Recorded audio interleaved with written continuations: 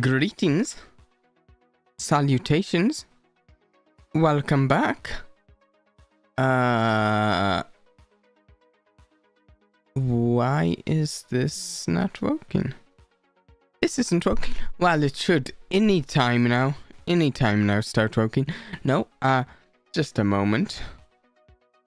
Okay, so if you didn't know what you're watching today, I guess we are doing a Blizzcon watch party.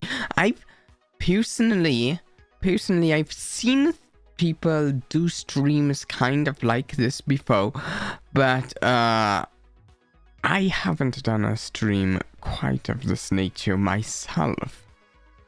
Why is this not visible to all of you?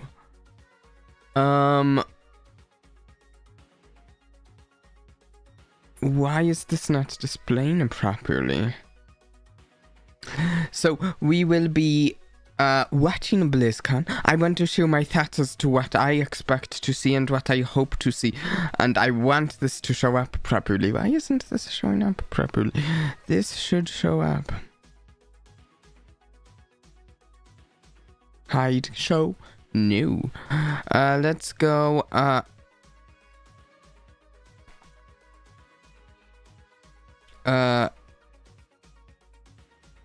Add that one. There, you should be able to see that now, I think. Ooh. There. Hide that. I figured out the issue. It was silly. It was a silly issue. Oh, I shouldn't say what the issue is. That was a silly mistake on my part. I was reorganizing some of my stream stuff, and that's why I had the issue. Silly. Okay. Here's the deal. I have some notes on what we, I guess, may expect to see at this BlizzCon event, and I'm going to pull up the notes and show some of the things. So, see, I have a notepad. Real fancy, but it works. So I list out with the small topics, and that's it, like Hearthstone, Heroes of the Storm, StarCraft 2. I haven't played any of those in years, and I don't even know if they're going to touch on two of those. They'll probably announce something about Hearthstone, but I don't particularly. I haven't played in years, so doesn't matter too much to me. Then there's Diablo 4. There's been bad news going around about Diablo 4. I played a portion of its story, enjoyed what I played. Hopefully I'll finish the story sometime, but I'm not like a seasoned player, not like someone who plays the seasons in Diablo, so honestly I'm not exactly maybe their core audience, so although it might be neat to see something announced, I don't think their announcements are exactly going to be targeting me. I just like the story, enjoy the gameplay a bit, but you know, it's more for some other people, I guess. Enjoyed Sorcerer and Druid. I have that as a note too. Both were fun. There's not a lot of other games you get to play a werewolf, honestly. That's about it for Diablo 4. Just a neat game to me. Overwatch? I've actually played Overwatch a few times on the stream. For that matter, we played a couple times with Diablo on the stream, now that I think about it. But Overwatch, we played a bit on the stream. I was really disappointed with the overall feel of their battle pass when it came out, and honestly the battle pass made me feel like I wasn't accomplishing anything when the game came out, and it kind of led to me just like booning out on the game pretty quickly because it just felt like it wasn't respecting my time. So if they've improved the battle pass, I haven't heard. Hopefully they do improve on it and announce something good on it today. And I'm also really hoping, because the whole premise of Overwatch 2 was a story campaign, but we never got it. Maybe they can announce something positive on that note, but I'm a little doubtful. I'm hopeful, but I'm also kind of doubtful. Blizzard hasn't really been delivering lately. Now the big thing, as you can see from my notepad, the biggest section on there is World of Warcraft. That's probably because of how much I've played World of Warcraft. If you don't know, I have been in the past a really big time World of Warcraft player. I've only played a little bit this particular expansion that's out.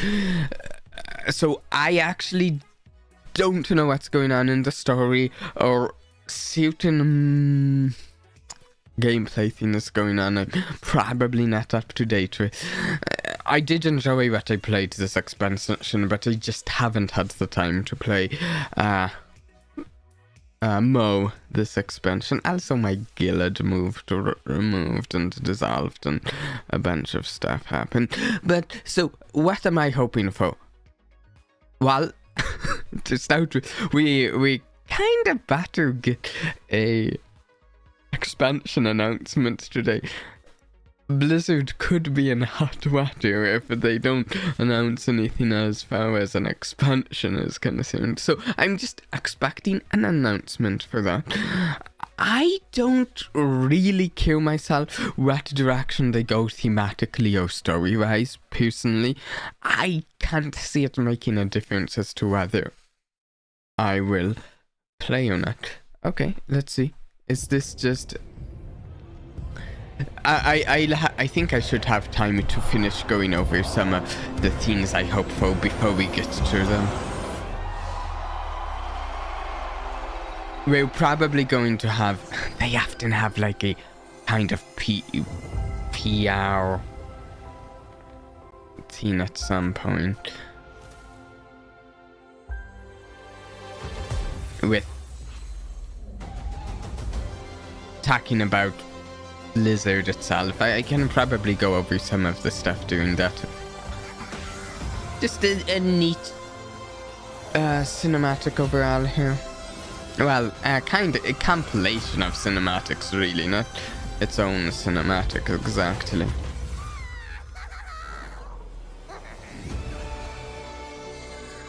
But I mean, one thing that hasn't gone downhill for Blizzard is their cinematics.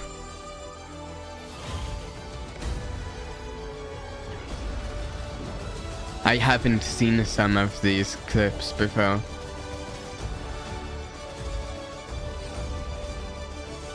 Oh, I saw something from the game Warcraft Rumble in this. I don't even have Warcraft Rumble on my list of games on my notepad. I haven't played it or anything like that. And I don't really plan to either. It's just not really my sort of thing. Okay. Okay.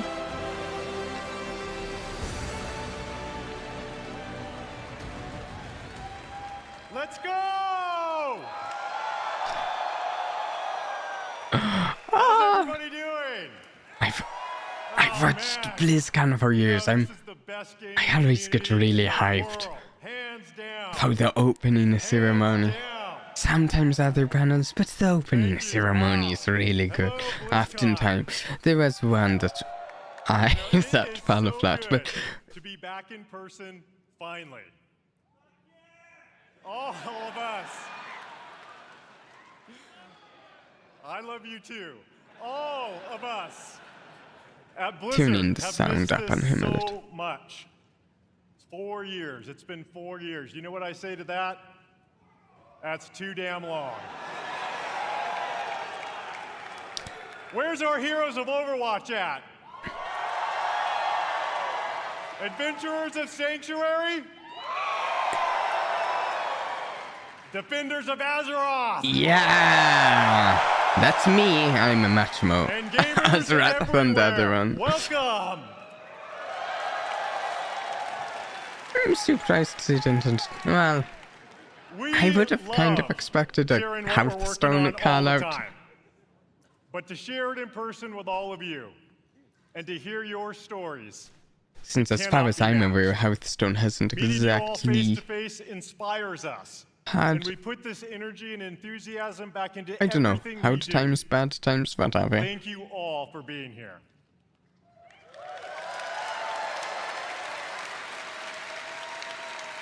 In fact, we have tens of thousands of you here in Anaheim, California today, and we hope you enjoy the immersive experience we've created here at the show. We also have millions of people watching right now on stream. What? Blizzcon, please help me Who would watch this welcome live? everyone Would someone watching watch from this around live? the world. Yeah. Here we go. That's Whether us. you're a hardcore Um, casual gamer, or if it's been a while since you picked up one of our games, I should we're also here to show you the Blizzard we are I should today. also slide in and the we Blizzard might we get are a new becoming. game announcement. I was going to talk about But that BlizzCon isn't before just the about the latest updates from Blizzard. before It's all about you. he Players are started at the talking. But forefront of yeah, we everything might be do, getting a and we're new devoted game to announcement. supporting There's these rumors, incredible but communities you can be proud that of it to might be part of. another BlizzCon. It's announced. All of us, gamers, developers, and fans, we all are united in our shared love for games. Rumors of something survival game, like they were hiring and stuff. Could be your next guildmate, teammate, or lifelong friend. We all have this in common. I've always felt Blizzard brings players together a little differently. Our players have made connections that span continents, languages, and generations. We all have that one story, that incredible play of the game, that clutch card draw, or that raid encounter that your Yeah, hero that barely one. survived. I know, The most noise in the there too. audience for the I raid know many of encounter. us have friends we've Yeah. met in one of our games. A friend who began just as someone we hung out with in game, but who was there for us to celebrate our real life wins or to support us during a difficult time. That's Very certainly been fond true for me. memories personally of raiding and Thanks to such. my experience playing Blizzard games over the last 25 years, I've met most of my best friends from all over. And I'm so grateful that some of them are here today. Gus, Pika, Nick, Scoodles, and of course Billy and Kaylee, who put up with my raid wipes all too often. I always know that no matter what is going on in real life, they will be there. No matter what game we're playing. Yeah, These friends it's are a constant I it can be always something rely special on. having a guild And I know many of you share and that feeling. raiding with BlizzCon truly friends you've is made about all of online. us, as players, as equals. He's as making friends. me nostalgic. As we bring these amazing experiences to more places, build technology that allows more gamers to experience our worlds, and create characters and stories more players can relate to, the Blizzard community grows. And more importantly, our friendships grow. All of us are so grateful to be part of this community. They And in always everything we do, we are in service to you. We know we don't do everything perfectly. it's hard thanks to know to they your feedback, usually we give a strive- community we never speech like stop this at the striving start. to do It it can be right. tough to tell if there's We something are they're here to leading foster up joy and to, belonging or for everyone. because sometimes We're proud of the worlds we build, but your experiences within those worlds bring them to life. could lead And your into something, connections or with each could other just are what close what a inspires us community the most. speech. No. Now, many of you may have heard the recent news about Blizzard joining the Xbox gaming family. I have heard that, and I've wondered what that means for Blizzard. Both Blizzard and Xbox believe that gaming is a unifier. That we should all be able to play anywhere and any way we want to play. I don't have a Game Pass or anything like that myself. Artists and storytellers in the world is fearlessly unleashed. Everyone wins. With that in mind, someone is here backstage who'd like to say hello. Oh, probably from Xbox or Microsoft, right? Play a bunch of games together. Please join me in welcoming my friend, our friend, the CEO of Microsoft Gaming, Phil Spencer. Okay. Well, okay.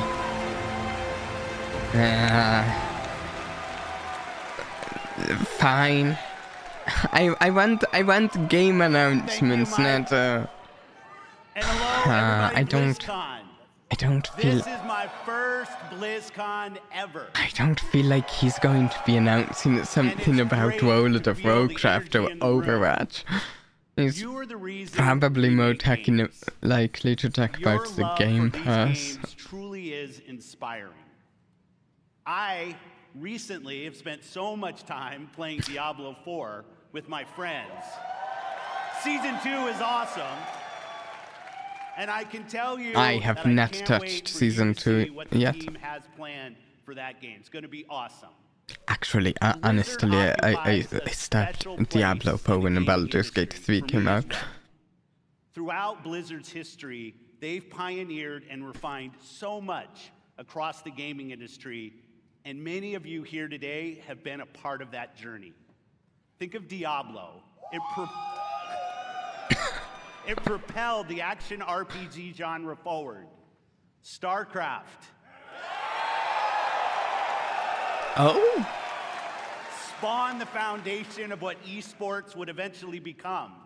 And with StarCraft 2, it was a major catalyst for the evolution of games as live entertainment. Oh, yes. World of Warcraft changed not only how people developed and supported games, but really it introduced a much wider audience to the concept of online community. Yes. And Overwatch. Yes. Not only reimagined gameplay, but also the representation possible in class-based shooters. Blizzard's influence is everywhere. Is Overwatch because of its enduring legacy and phenomenal revolutionary evolutionary? With I feel like it's maybe the least evolutionary of those games mentioned, but I could easily be incorrect more here. great games to more players in more places. And now that Blizzard is part of Xbox, we will nurture the essence of what has made Blizzard unique.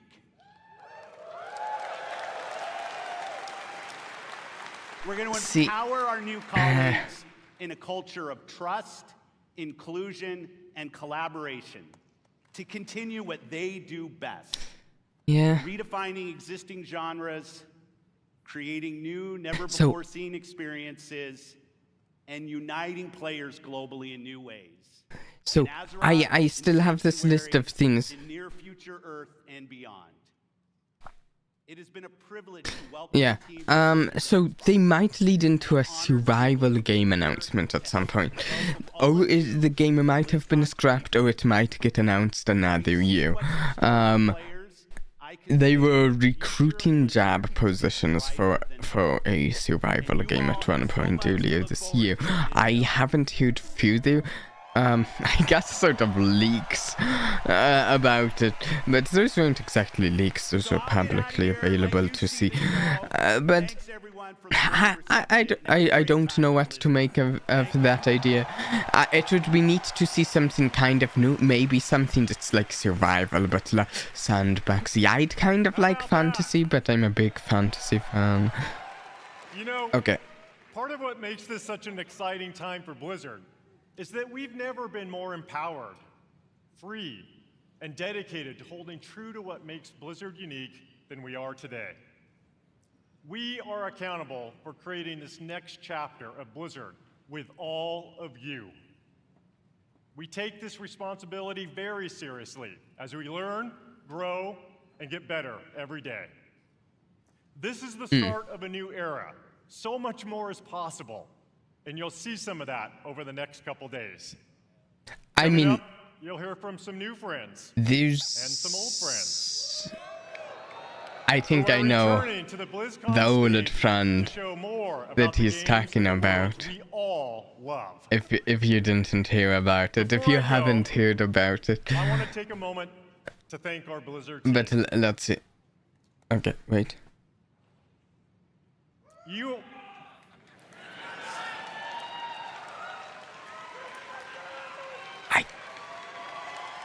I kind of want to continue talking about the things I'm hoping to see, because I mean,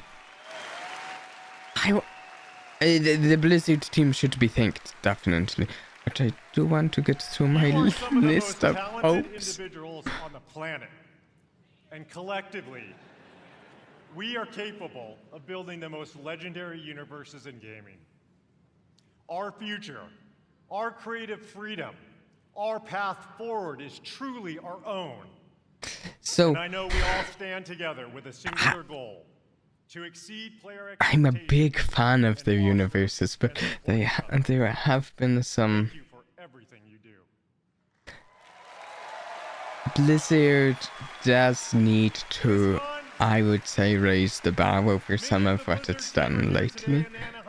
Working hard to ensure you enjoy your time here. We all love talking to players, so please don't be shy. Come up and chat with us. Finally, on behalf of everyone at Blizzard, we want to say thank you. Thank you. Thank you. From the bottom of my heart to our players, past, present, and future. Thank you for your passion and your honesty.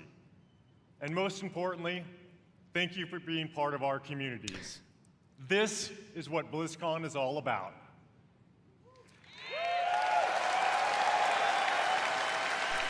Everything we do is for all of you, and it's an honor to be a part of these worlds with you. I've never been to a BlizzCon before myself. Welcome to BlizzCon. I've watched it virtually a number of times, and that would be fun to go some year.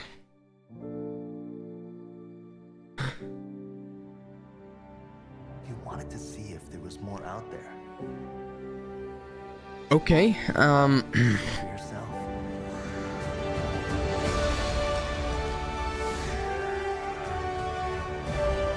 So this might very well lead into an announcement or trailer. Although this is we've seen reused stuff here, they've, I believe, multiple times done something like this leading into an actual announcement or trailer. So I'll see you at the finish line. I think with the Samra one, for instance, but we've also had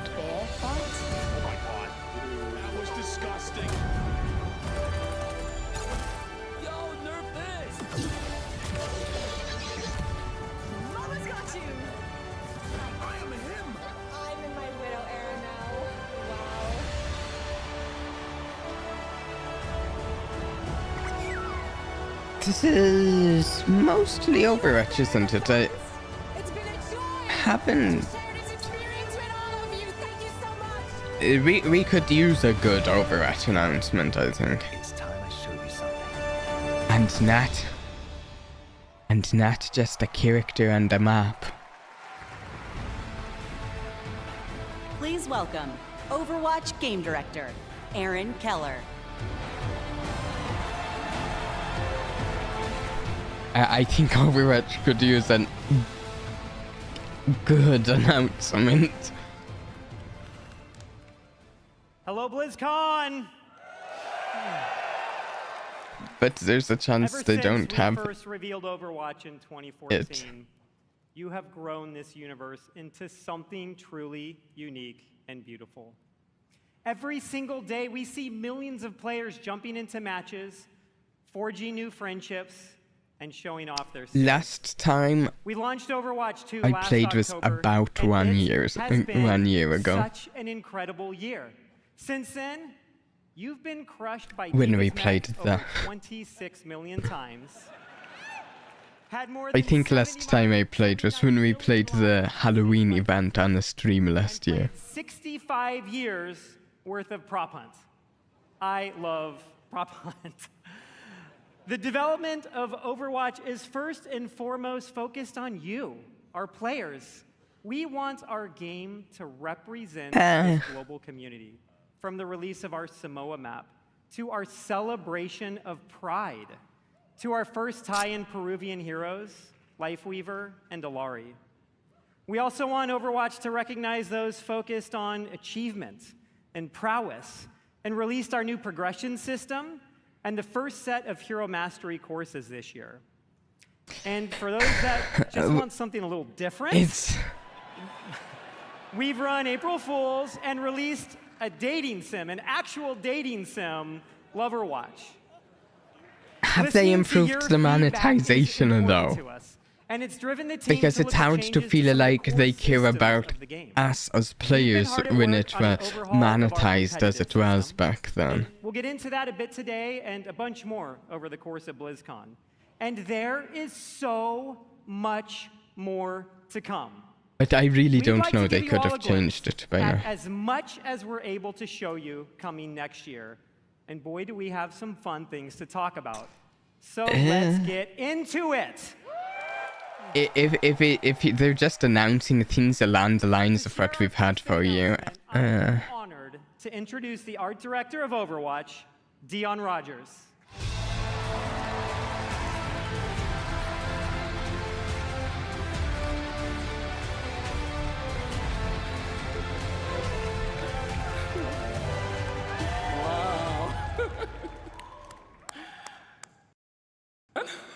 I mean, Overwatch's artistic style is one that I like, but You know, Aaron and I have been working on this universe since before Overwatch had a name. Working together with an incredible team back at Blizzard. Many are with us today at BlizzCon. I guess what I want to say is that the monetization back when I played, it didn't feel like it cared about my time. My money or anything. It just didn't feel like it respected my time or money. You know, Overwatch is full of big personalities, and it takes a special individual to really stand out. And the team has been working hard to make sure no one could predict who this next hero is. Just a hero announcement? haven't I leaked mean, any I always like new heroes, but Just spray or two. And we've left zero lately hints, especially not in our heroes recent haven't Samoa map. been Now, enough. who's Sounds ready like to be the it sounds hero? like there has been a leaks. I don't know anything about them myself. Sorry to keep you all waiting. But now that I'm here, let's have some fun. Looks like a tank, maybe. Yep, that's my name, all right. And this right here is Gunny. And she can light up the whole dance floor. And this one's Cha-Cha. Incendiary chain gun. Sensitive little fella, a real hothead. And when I fire them both, Ooh. it's double trouble. Oh, that seems neat. Actual I'm assuming he's tank though. play footage. I play support and DPS. I don't really tank myself.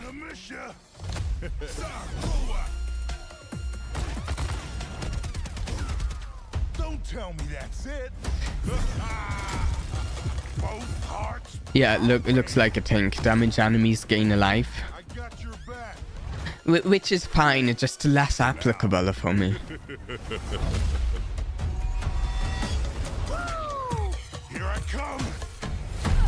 Says quick Dicky. Ooh, We got him where we want him. I like the look. I like the look of the ultimate though. At least I'm assuming that's the ultimate. But it's almost certainly the ultimate. Unbelievable. So was I worth the wait? We're gonna have a... He seems neat, but I don't feel like that's anything for me. That's awesome. I love that trailer. We had a lot of fun working on it. If I played Tank, though, I think that guy is really cool, but I'm not a Tank person. You guys know 4 years ago in a short story, and he's been the subject of a lot of fun theories. Ever since that first introduction, fans have been asking when he may become a playable hero. We're excited. We finally have our first Samoan hero.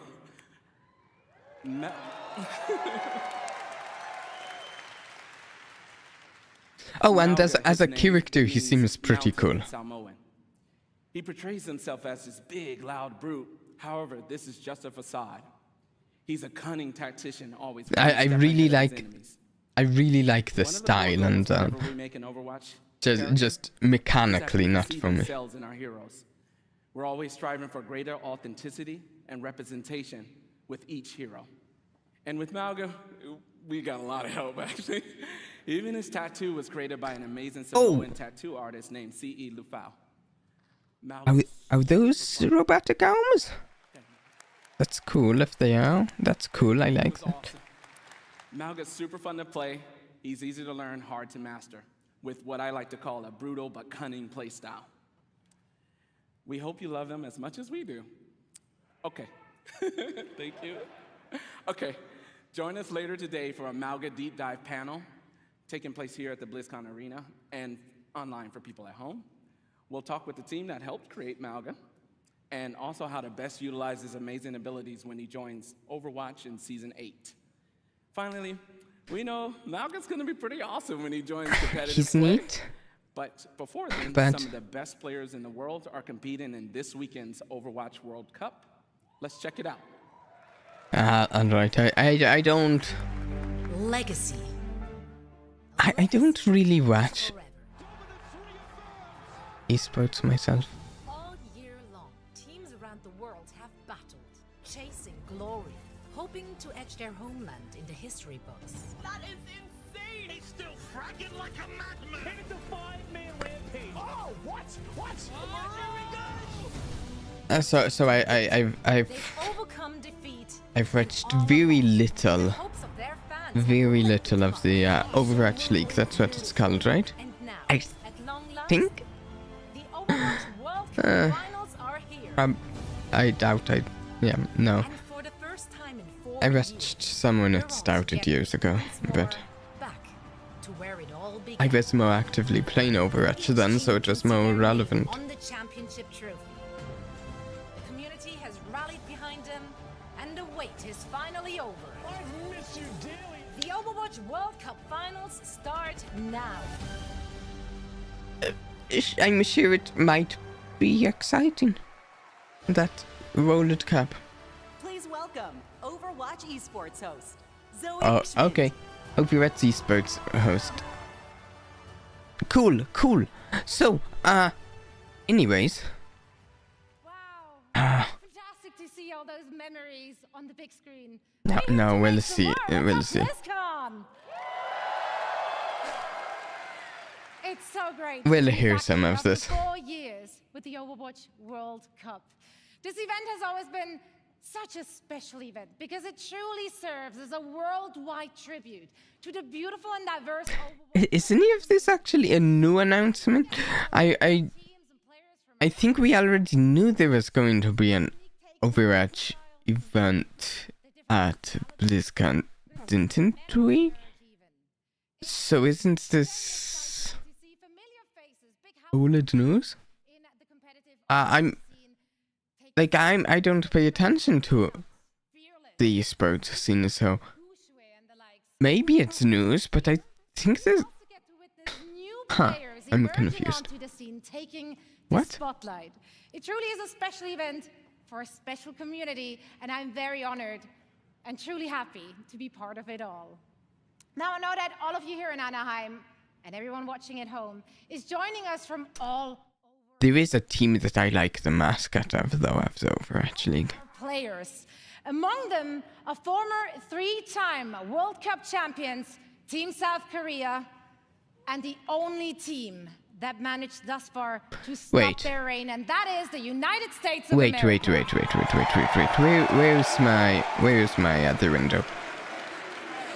That's right. I went to look up I tell you, it's Overwatch not going to be easy. It's not going to League. be easy. If you watch the group stages and if you watch I'm the just first game curious. today, Teams? tough competition ahead for Overwatch Team League USA. teams. Which And one if you is want to find the... out if one of our former champions will remain victorious or if one of the other 6 teams will seize their inaugural season title, Which one? make sure to join us. Not only will you be treated to fantastic gameplay, of course, no, you will also earn special drops all weekend long. Which one is the South Korea We have a team? lot of amazing Overwatch 2 action on the horizon and so much to play for our teams. We got Just a over moment. $500,000 on the line and counting, raised directly by all of you, our passionate and amazing fans. Yeah, give it up for yourself.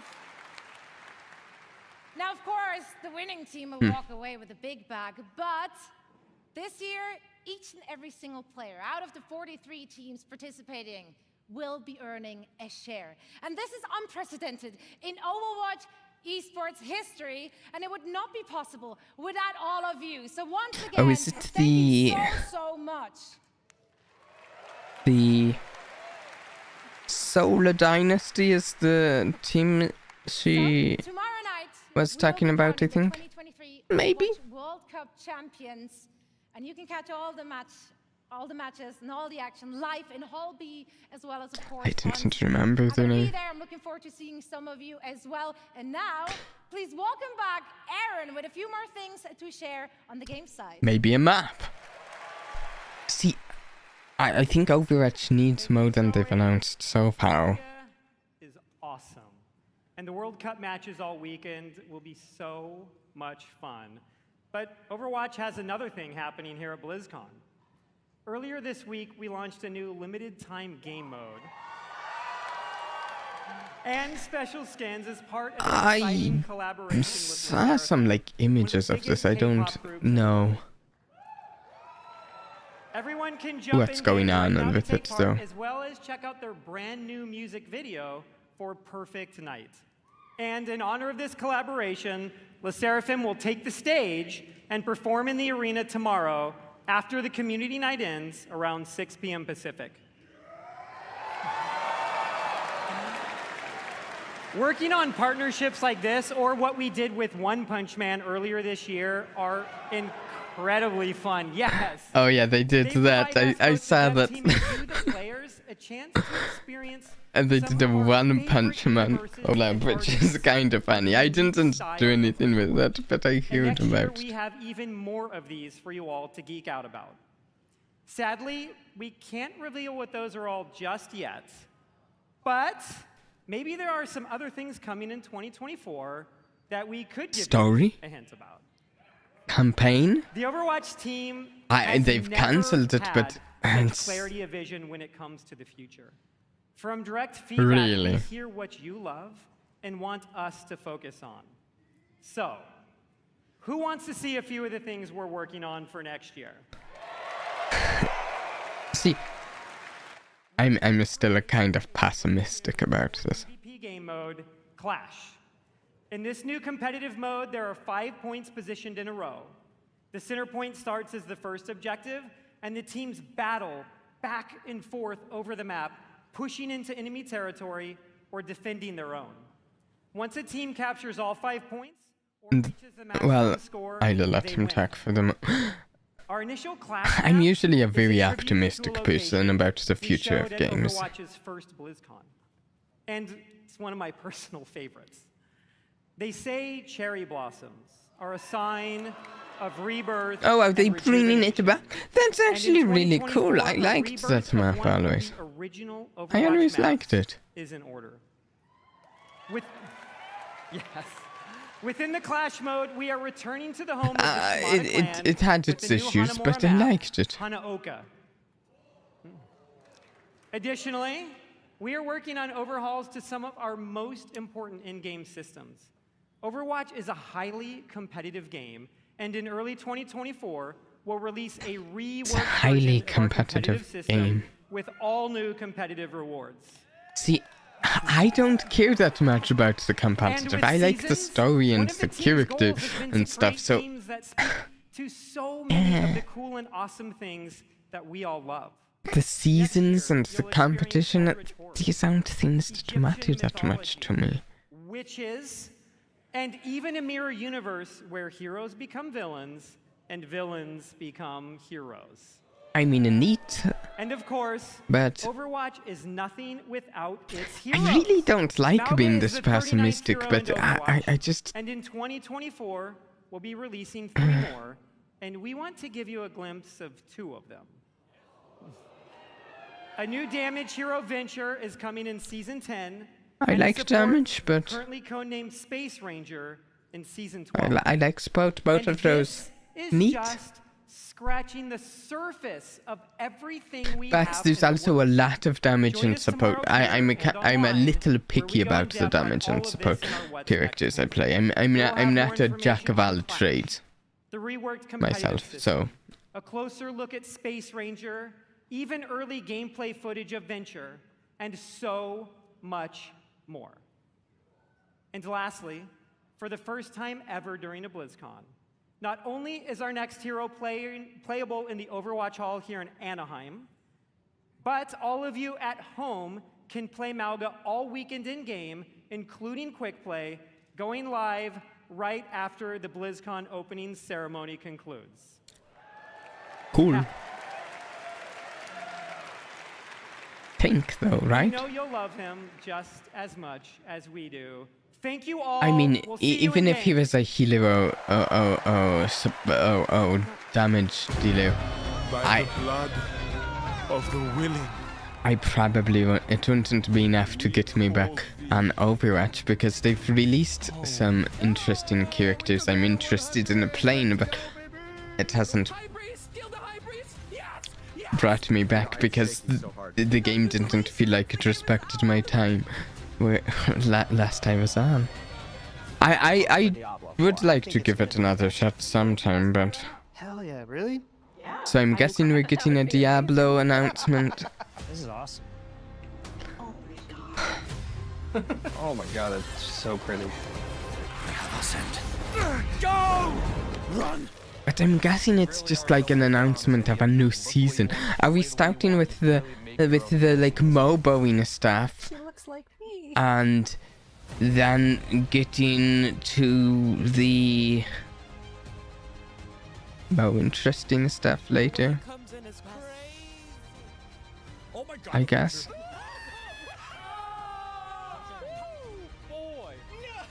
As someone who's not a Diablo season player, I feel like this also doesn't matter that much to me. I guess I hope for neat things to be announced, though.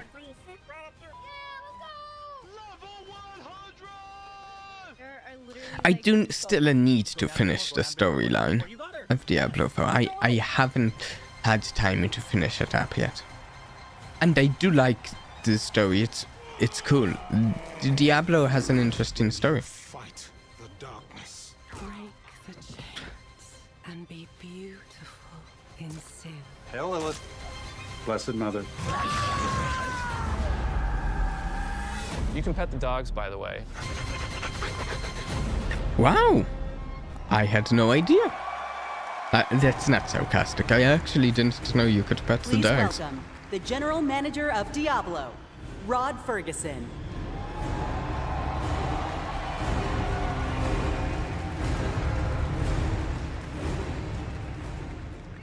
How's everybody doing? Having fun? This feels amazing. So glad you're here. And I'm so happy the people at home are here as well. You know, watching that was such a great reminder of what a fantastic community we have and what an exciting year it's been. Now, you might have missed it, but in there was a clip of a blind gamer, Tylanif, defeating our hardest boss, Uber Lilith. Cool. Now, we strive to make Uber Diablo Lilith? as approachable and as accessible as possible. Uber? Watching clips like that make me and the team extremely proud. And of course, I love the tattoos. And, I still can't believe over 1,000 people got permanent Diablo tattoos at our Hell's Inc. events, including me. And so, Necro main for life.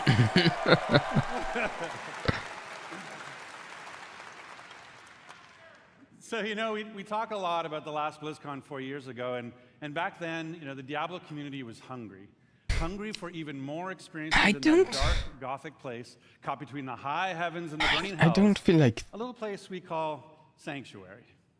And in that time, I've been very fortunate to work with some of the With best the game developers, newly released, I don't who feel love like Diablo there's as much much as the rest of us. for And was them very to passionate about announce creation other than like a that new released a season at great new this Diablo point, game every year right? for the last 3 years.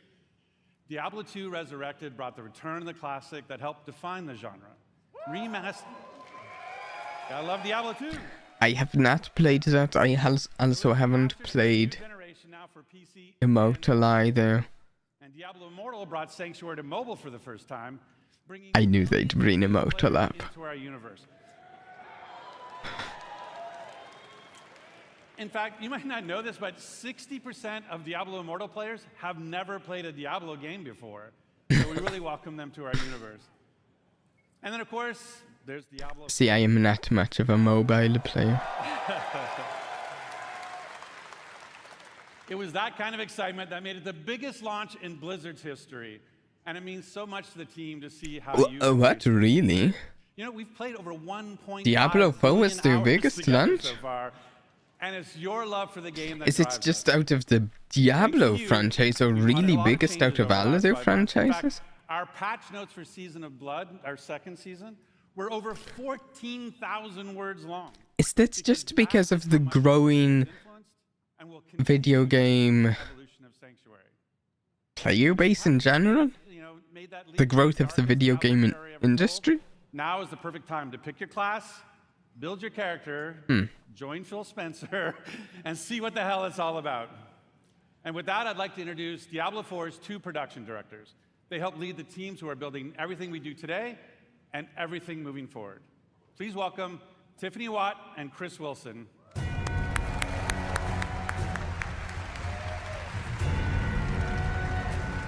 Maybe they're coming to introduce the new season, or I don't know. Thanks, Rob. I guess. Hey, BlizzCon. The last time I was on stage, I was helping to announce Diablo 4. To be here today with all of you. That's a big announcement. So awesome. I remember it. It was awesome. We're really excited to be here today to share what's coming next. But first, let's highlight some of the player feedback that's in Season of Blood today. So many of you have told us that you wanted more in-game activities. So we've given you a couple this season. One now, and another coming early next month. So live now is our new boss ladder. This is a series of additional boss fights from level 55 to 100. That will also see the return of our kind But of this is all farmable and rewarding season friend stuff, Dory, right? Not. who you can go after for Uber Uniques that everybody's been sieging for. And with those new bosses dropping both Uniques and Uber Uniques at a much higher rate, and even dropping some special cosmetics, you're going to want to make your way to level 100 so you can fight them all. So in the Season of Blood, we've rebalanced the end game, letting you get to level Sounds 100 like about cool 40% stuff, and faster than in Season 1. I think it can be fun to occasionally play like a season with a friend. I've done that, but Of course, all that leveling is just to play my Diablo 4 seasonal content myself, I'm less interested in. tied to the level of monster you defeat to get it. The more challenging the fight, the better the loot. There's still lots of work to be done with reworking itemization. In fact, it's one of our highest priorities. Oh, that's good. That's along good. with upgrades to some of I our like unique that. items, is a great first step. So Itemization revokes. Sounds now let's talk about quality fantastic. of life. Here's a few improvements that came directly from you. All of your renown rewards now carry over season to season and from the Eternal Realm. I'm nodding right now. This is me pretending to know what renown rewards are. And try different builds. I A target Totally champion no. has been added to Kyovashad as you can test, so you can test those builds before you run into the butcher. Searching and filtering your stash is now possible, and your stash is now available in every town in Sanctuary. I think I already heard we were getting changes to the search and filters for the stash. And we've also freed up some inventory space by making gems a crafting material to make even more room for those uber uniques. More inventory space. That's something we need in other games too. In fact, starting next week, we'll introduce 5 unique class-specific rings that will let you relive some of the fun from Season of the Malignant. That's right, Necromancers. Once again, corpses will automatically do your bidding just by being in your presence. Then on December 5th, we'll also be adding an enchanting preview to the Occultist. So this will allow you to see which affixes are possible before you spend your hard-earned gold. It's just another way to give you even more control over making. So should I talk about? I don't want Also to. on December 5th, as promised, we'll They have could another actually exciting announce something cool. in-game activity. A 6-week event called Abattoir. This season, from what I've heard, is like vampire themed, which is neat. I like that theme. Level 100, slain Uber Not that I'm and mastered all of the other saying it, challenges that but it's Season of Blood neat. has to offer. Those who survive will attain a paragon glyph constructed of the Vampire Lord's very own blood. But beware, Abattoir of Zir starts difficult and only gets harder. And of course, as we near the end of Season of Blood, it'll be holiday time. Not only here, but in How Sanctuary long as well. do Our first ever holiday event, Midwinter Blight, seasons starts on last in December 12th. Diablo? I don't remember. I know I've known before, but For 3 weeks, we're going to transform the Fractured Peaks into a winter terror land, and it'll bring a whole new meaning to the word sleigh that is ride. kinda cool. I do like be how sure to keep open your eyes world peeled at for Diablo mysterious for red cloaked feels. It's nice. Nothing is as terrifying as Chris's puns, but I will be sure to check out Midwinter Blight. From I there, like the we are on puns. to Season 3. We can't go into too much detail now, but with the endgame being so important, let's talk about leaderboards. We're creating a whole new type of weekly challenge dungeon called the Gauntlet, where the heroes of Sanctuary can compete for their class ranking against their friends, their clan, or anyone in the world. Watch out, Mikey Barra. I am coming for you. At the end of each week, the heroes with the highest rank will be added to the Seasonal Hall of Ancients, where their name and build will live on. So, that's a quick look at where we are That seems kind of today. neat. While the Not live something team is for our me, number but one I do priority like right that. now, That we have game a is separate cool. Diablo 4 team that's been working hard on our next chapter. So how about a little teaser? I always like when games find good ways to But as we look to expand on the story of incentivize Diablo 4, we're going to take you somewhere PvE even darker. excellence. Influence continues to consume Sanctuary.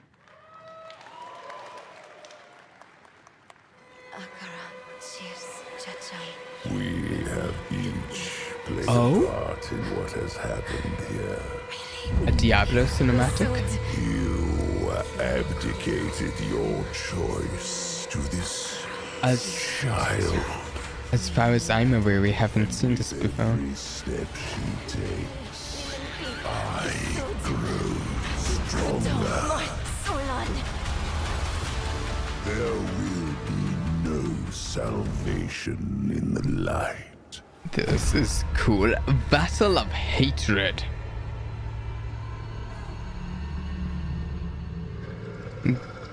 Coming late 20...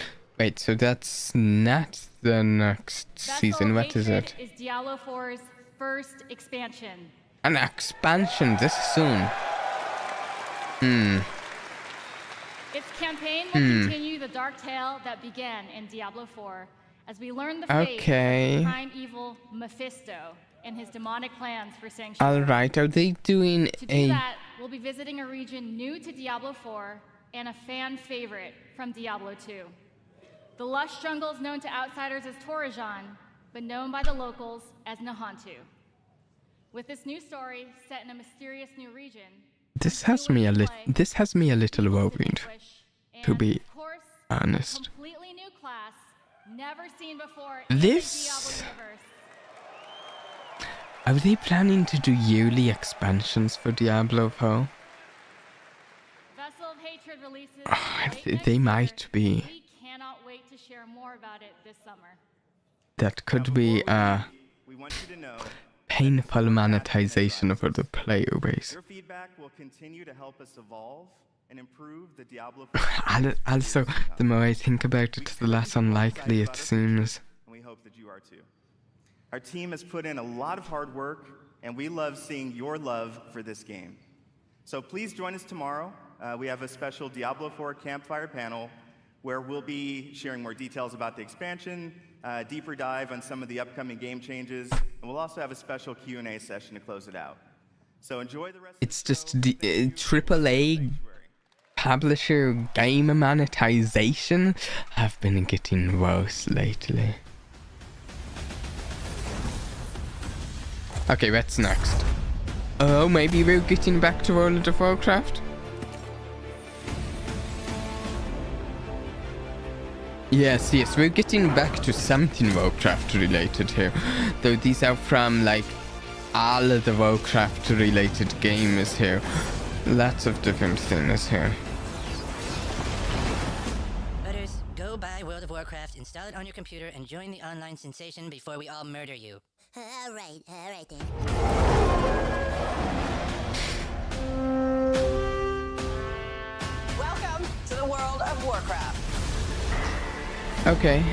I'm William Shatner, and I'm a shaman.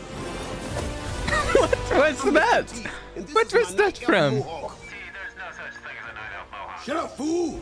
This role-playing game where heroes like Leroy Jenkins do battle. And that would be the World of Warcraft. You're a player in the NFL, but what you're most proud of is that you've rated third nationally in dungeon progression. That's cool! Third nationally in dungeon progression. That was fire. I don't know what some of these clips are from. Most specifically, the ones that look like they have, you know, actors or something. But like the Warcraft cinematics, I know what those are from. For Azarath. Yeah.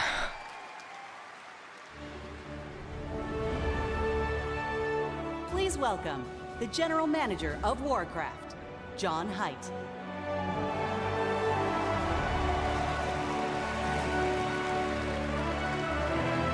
Okay, this is what I'm actually excited for.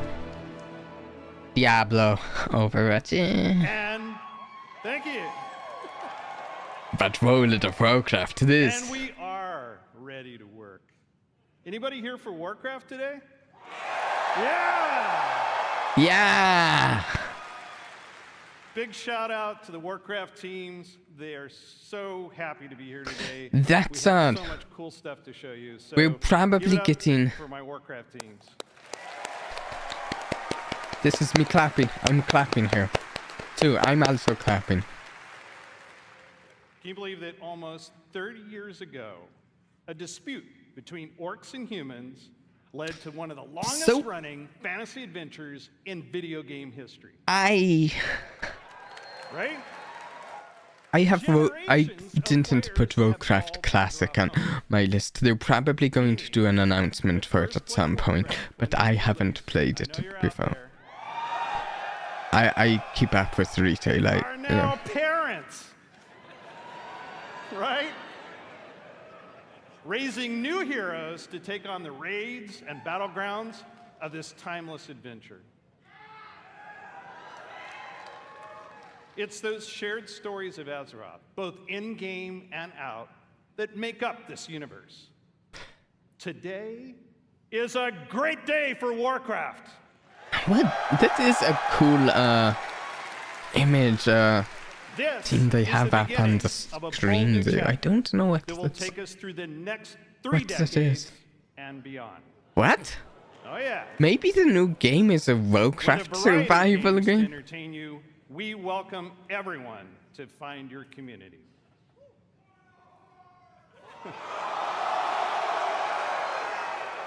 Okay, Alliance. For the Lions. Wait. Just For the practice. We're gonna Lions. give you a chance to do it a little louder later. Throughout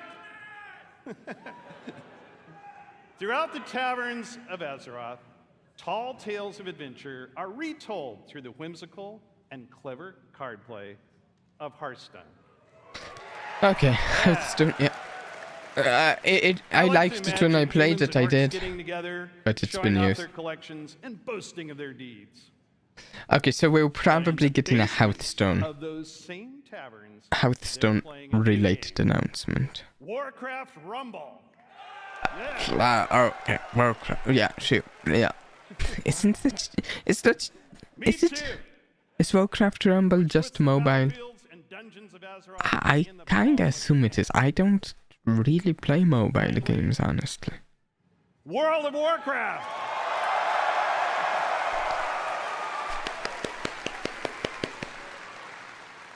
WoW immerses us into More Azeroth, clapping from me. where we are the champions. I don't fighting even know if my alongside microphone in shared picks it up. adventure. Almost 20 years ago, WoW revolutionized online communities and reimagined the enduring entertainment of massively multiplayer gaming. The very first Blizzcon was introduced our first expansion. So it's only fitting that we're here today to lay the foundation for WoW's future. Yes, and I still have Yeah. more notes on what I hope from the expansion that I haven't gone over yet. I wanted to go over them. I might go over what I was hoping for after. A home that is always waiting for us. Together, But I think we're definitely getting our teams craft announcement. the worlds and the adventures, but it is all of you who bring it to life. You are the heartbeat of the brand new adventures. Though I don't know when it could be a few more minutes or something. From I'm all not of sure. us on the Warcraft teams here at Blizzard Entertainment, thank you.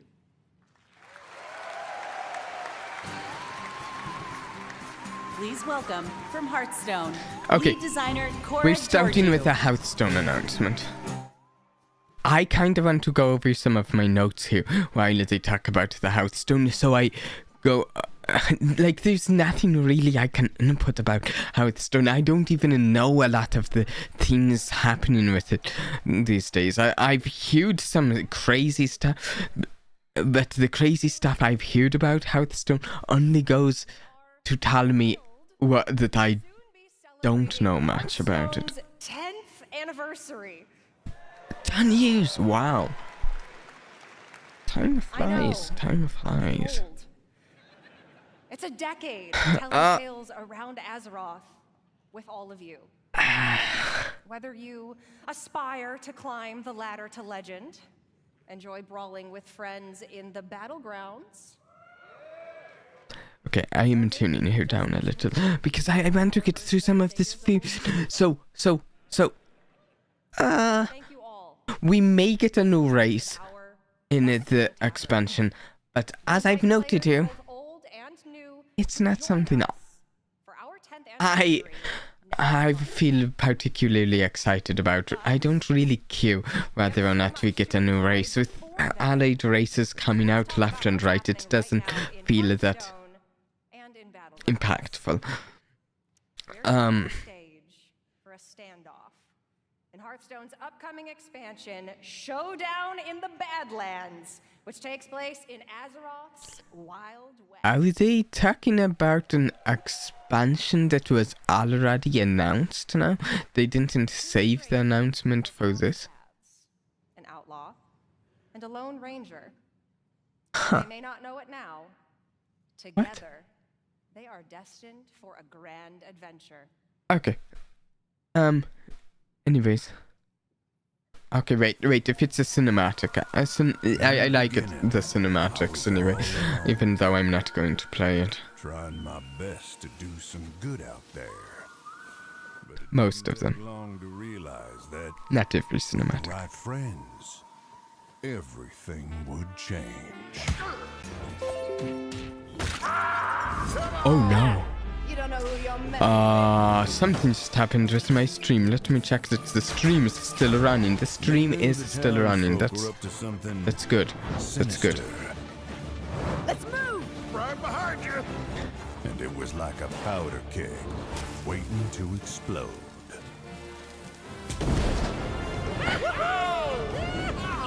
We did it! No. Oh, nuts. Neat. As it turned out, I had the right backup waiting for me. Westerns aren't exactly my favorite style, honestly, but... Do this. You got it, partner. I didn't intentionally pursue leadership. I'm gonna punch ya! That's not a cinematic... What? Wait, we're going into gameplay? I thought we were getting a cinematics. I like even the Hearthstone cinematics, even though I don't play lately. This bit doesn't matter to me, though. Blizzcon notes. Yeah, so we may get a new race for the WoW expansion. I don't really find myself queuing one way or the other, though. New class? I really hope we get a new class, but most specifically, I hope, we've been hoping for it for years, that we get a Tinkerer class. Lots of people have been wanting it. Me, especially. I mean, look, I've got my goggles. I'm ready for my Tinkerer class. I don't know if it'll happen, but that's what I'm hoping. Oh wow.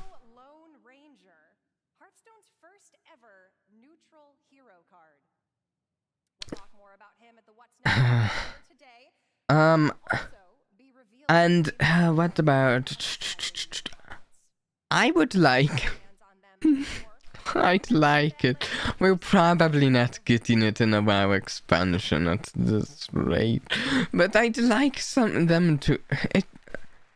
This is a controversial point, but I think it would be fun for them to revamp more of the old world.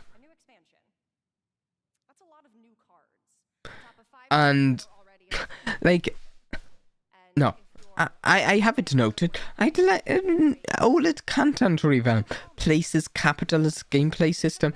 Most specifically, I don't know what gameplay systems need a revamp. I think that's more up to them.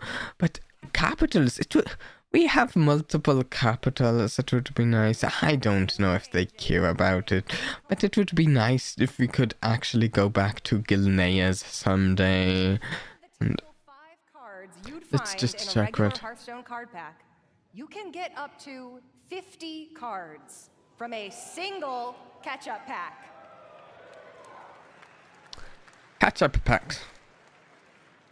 The cards you receive will all be from within the last 2 years, ready to play in construction. Okay. Neat. The Yao Battle monetized the MTG Arena.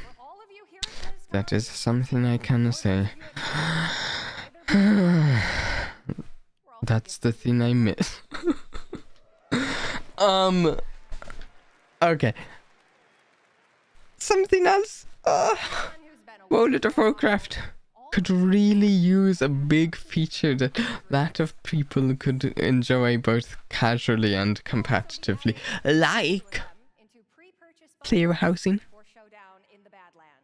Player housing? Yeah? It probably won't happen. We've heard there's issues with implementation of it. And player housing, come on. WoW could use a big feature like that. Catch-up packets. Catch-up packets. She's talking. The last time we were all together at BlizzCon. She's talking about Battlegrounds. I don't even know how you play Battlegrounds. Don't tell anyone, though. Don't tell anyone. Battlegrounds weren't on the game when I stopped playing. I stopped playing when MTG Arena came out, if you didn't figure that out yet. Which was like 2018, 15, something like that. Here's something else. Here's the last thing I want to touch on before we get to the World of Warcraft stuff. I think it would be neat if in the new expansion, I think it would be a great feature they could add is more specializations for existing classes, and I could see actually a ton of ways they could go about doing that. I don't know what's going on that screen there. I don't know what this Battlegrounds thing. What? Anyways, yeah, they could add new specializations to classes. I'm personally especially interested in like the idea of them adding healer and tank specs to the class, or even just like a healer spec to a class that has only DPS spec. I think it could help the game if they added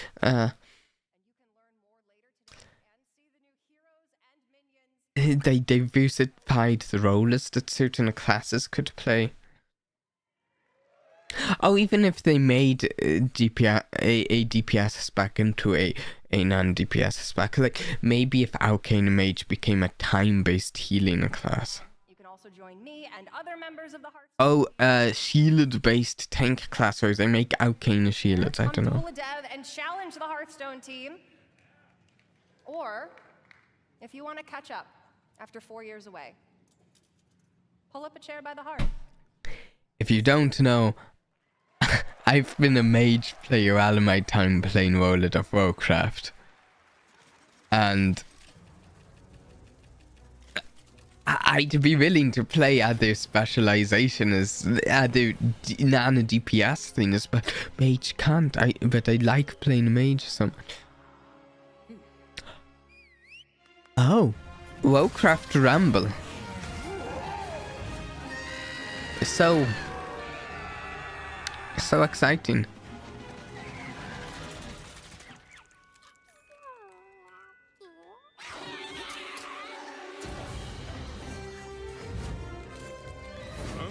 So exciting. I'm sure some people like it.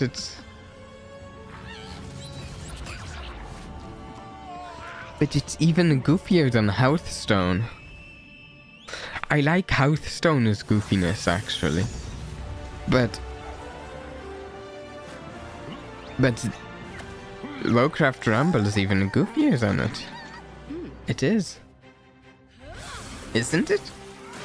No, I think it is, right? Also, I believe it's just a mobile game. Can I check? If I open my Blizzard Battle.net launcher, is it on there? I'm curious, I haven't looked.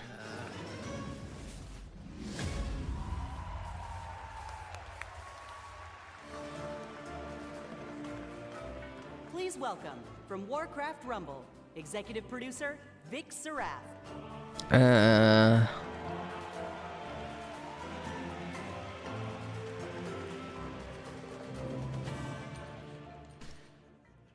Gotta love Anixia. She didn't even use deep breath there. Warcraft Rumble stuff. This is probably the better thing I should have. Oh, it is on the launcher. I don't know if you can play it on PC, but it's definitely on the launcher. And as you just saw, we've had a ton of fun and poured a lot of love into making this game.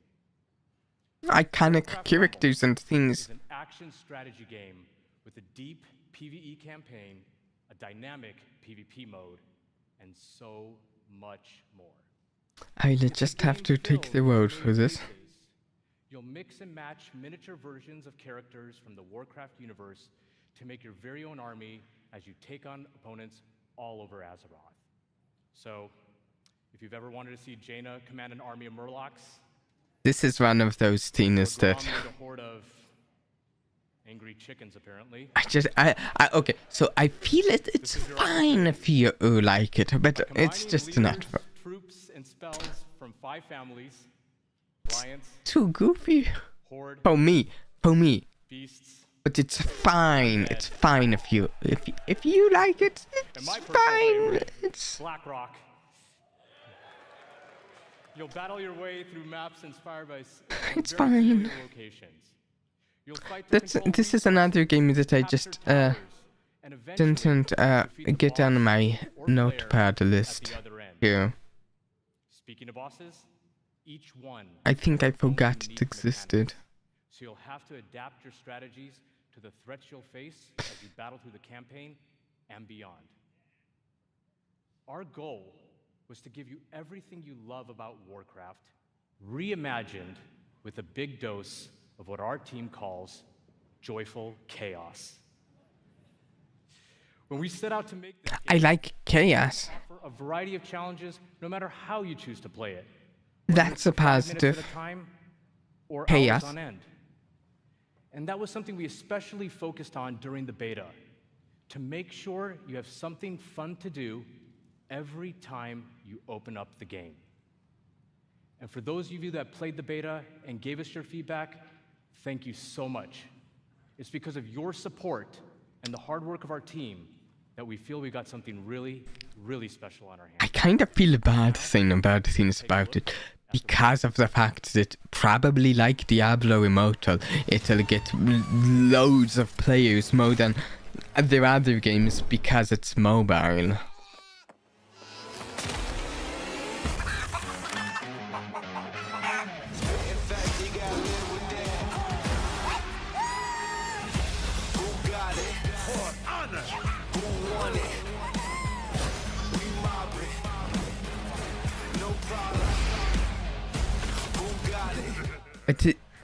Even if you can play it on a PC, look at it. This is built for mobile. It's not built for you to be playing on your PC.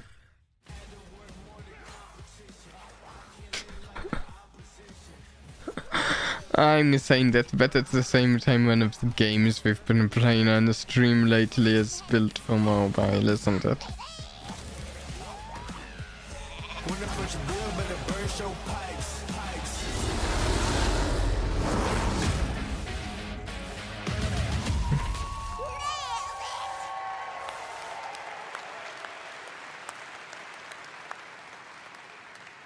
You know, I gotta admit, it's pretty cool watching that video and just thinking about how far we've come since last year. At this point, I don't know if anything new was in that, because I don't know what was in it. We literally can't wait. That's why we've made Warcraft Rumble available to download and play right now. Okay. So what I'm gathering is it wasn't available to play before now? I thought it was. Excited to have you join us. And for those of you in the audience with me today, let's bring down the Wi-Fi together. You know I'm kidding, right? Please don't bring down the Wi-Fi. I'm in a lot of trouble once I get off of here.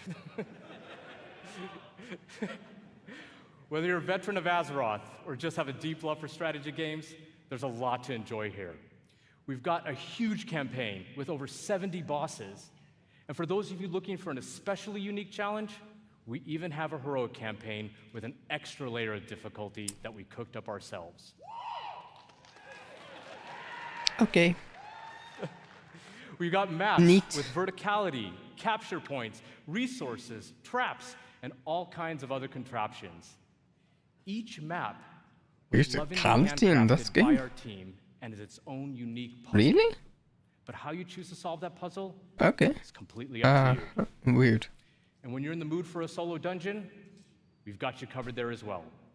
Dungeons in Warcraft Rumble are intense. Speaking of dungeons, and dungeons and raids, I do expect we'll get some announcement sometime during BlizzCon as to upcoming dungeons and raids in the next expansion, you know, because, and those I expect to be good because they really fail on dungeons and raids, even if they fail on other things in WoW. Nice. That's just what we have in the game right now. We have so much more coming. For starters, we're going to be releasing a new mini with each season. And that also starts right now. Season 1 of Warcraft Rumble is live. So, and the let me latest check. addition to our growing roster of minis I is want none to other check than the Banshee Queen schedule herself, for Blizzcon really quick.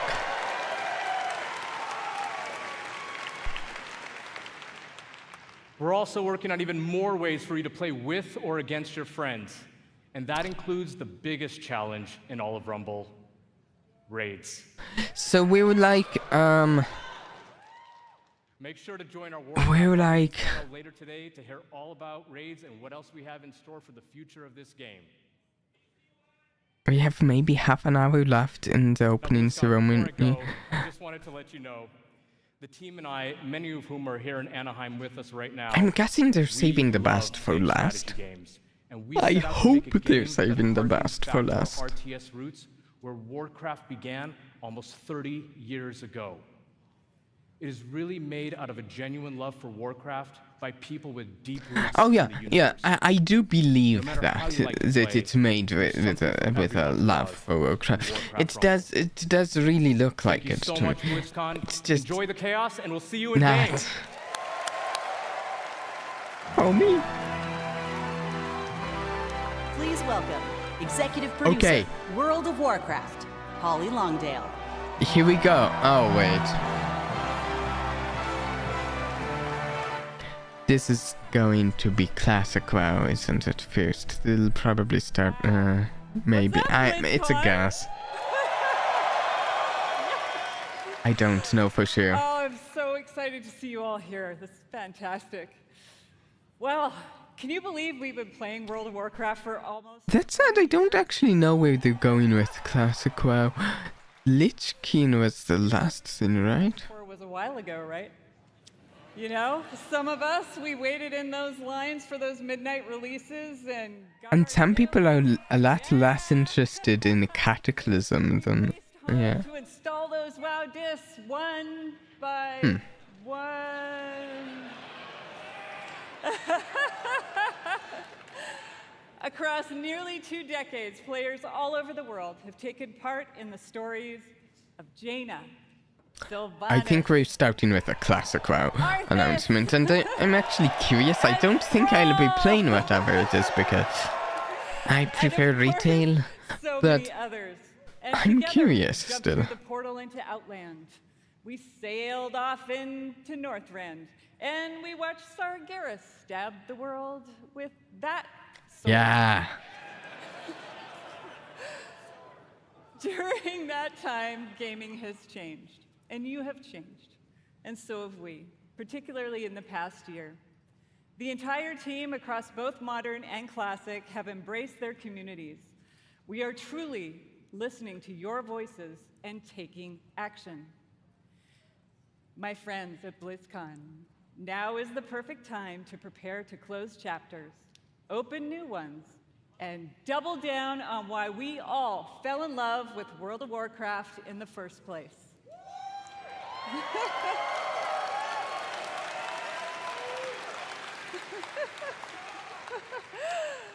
With that in mind, let's get to it. As many of you know, WoW Classic was born out of the community's passion. And of course, most of you know that still drives us today. Like just in August, inspired by our community, we released Classic Hardcore. I've heard about this. I don't know quite what's going on with it. So, in Hardcore, you only get one life. And if you die, I assumed you that laugh, much. You may cry, you may have to replace a keyboard, but you go again. We've loved watching It you take sounds on the neat, challenge honestly, or die actually. trying. I haven't And tried because it. the hardcore community has asked, the team is planning to add a new way to play hardcore early next year. Another expansion, different expansion to play it in, maybe. And last month in Wrath Classic, we released the Fall of the Lich King patch.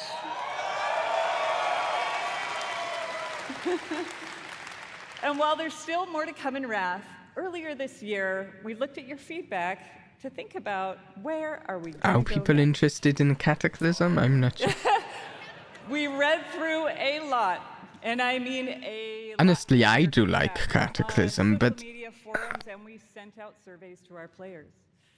some of And that here, requires at context. Blizzcon, we're happy to announce Cataclysm is coming. Cool. Cool. And it's coming with #changes based on your feedback, just like you'd expect from Classic. So now, let's jump into the Wayback Machine and get a reminder of all things Cataclysm. Sure, why not?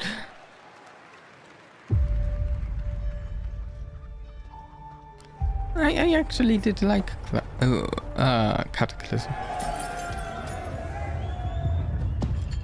Don't have time to give tons of context, but a little bit of the context is I stouted in Wrath of the Lich King, so...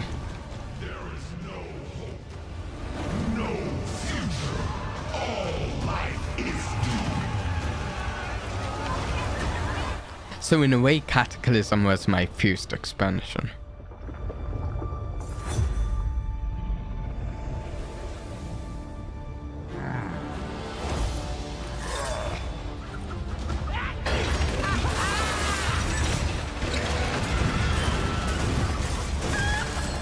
Sons and daughters of Gilneas, hold the barricade! Do not give them an inch! And my favorite stouting zone in the game is Gilneas. I like the quest line. It's very... I like it. It's good.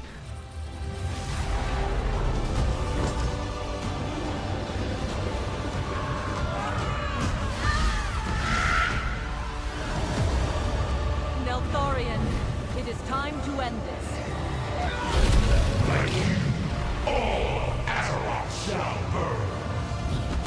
Everyone succumbs in the end. Deathwing has sundered this world, so that its true Cool. laws may return. Cool.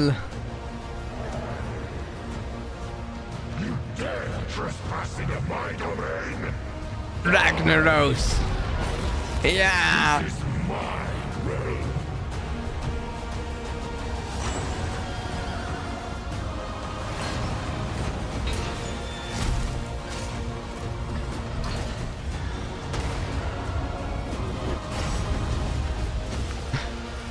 Oh, I won't lie, this one does have me excited, even though I haven't played any Warcraft Classic.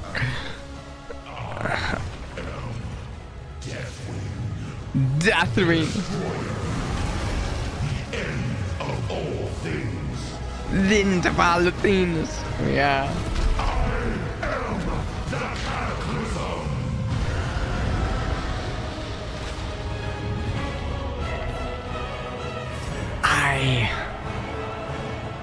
I remember when I first saw the Cataclysm excitement, it was so crazy.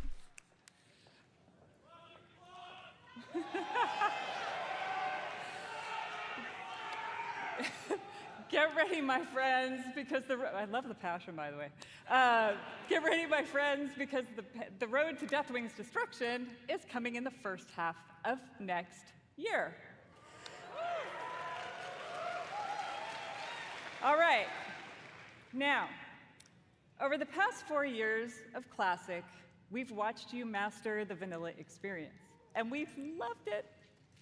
So much, in fact, that we thought we'd add some unique flavor with a seasonal note and a dash of discovery.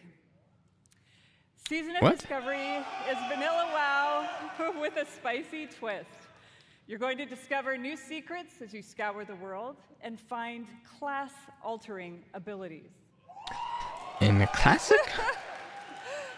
Have you ever wondered what it might be like to be a tanking warlock? Whoa. This is what I was saying we should get for retail. I'd like non-DPS specs for the DPS classes. Season is going to launch with an initial level cap of 25. And when you hit that max level, you'll be met with the brand new level 25 endgame. You'll discover a brand new 10-player Black Fathom Deeps raid with new and reimagined bosses, mechanics, and of course, rewards. Then, after a couple of months, we'll raise the level cap a bit. You'll find even more endgame content, and so it will go. If you're here at BlizzCon, you can play the Black Fathom Deeps raid in the Warcraft Hall.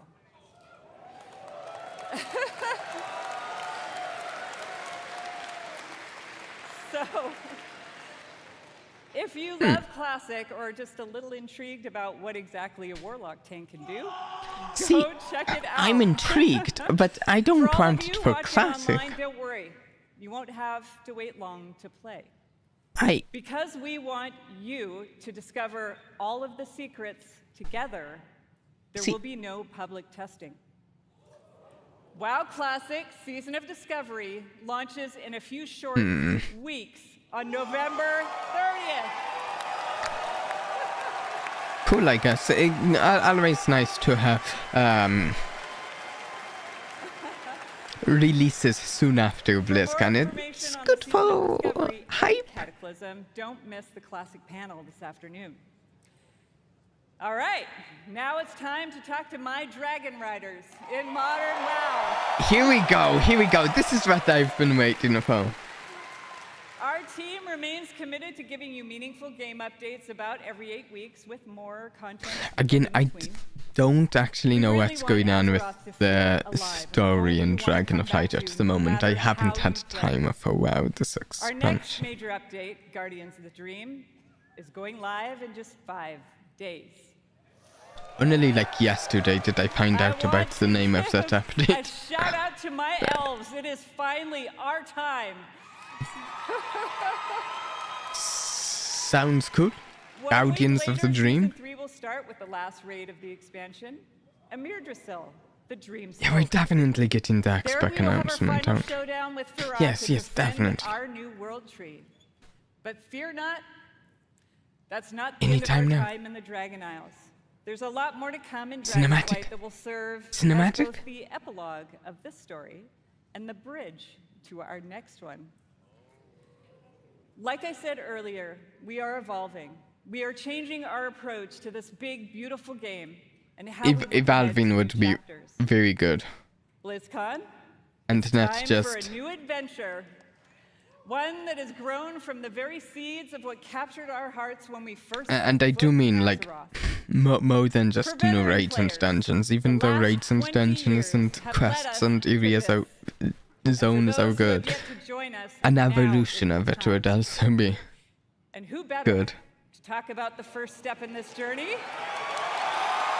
Yeah! If you don't know. Than someone who carved the path in the first place. Everyone, please welcome my friend and the executive creative director of the Warcraft universe, Chris Metzen. Yeah!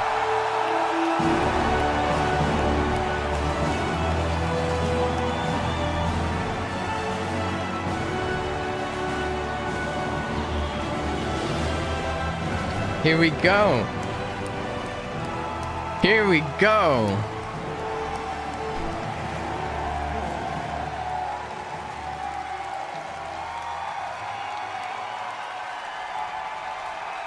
What up, BlizzCon? Yeah! Holy smokes! Horde, where you at? Alliance! For the Lions.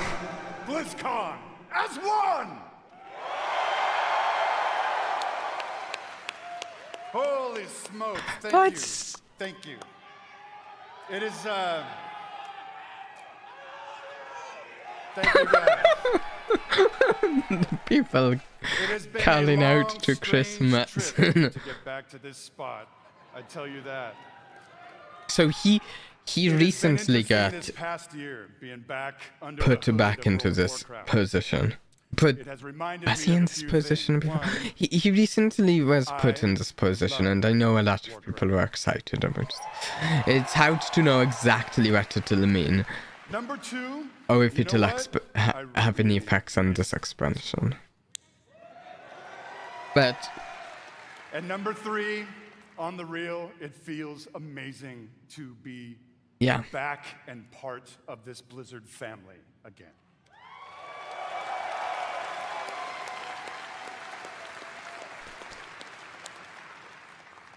As Holly said a bit ago, next year is the 20th anniversary of World of Warcraft. I can't even believe it. Whatever. How many of y'all have been playing from the beginning? now as I said, Lich King. I love you, Prison. So given that... Was when I started Lich King. Yeah. What was that? Doesn't matter. We started thinking. So, The people are shouting in there, dude. right? What expansion hook? What single storyline could possibly match such a historic It would be nice to have a neat storyline, but I care more about, started thinking about I guess, Back's did. features and the follow-up. good old days, I don't know. right? And some of those early mythic ideas that kind of established the background of Warcraft. Started thinking See, there's about so many even things they some of could the do with newer it that ideas they have could played make out more fun.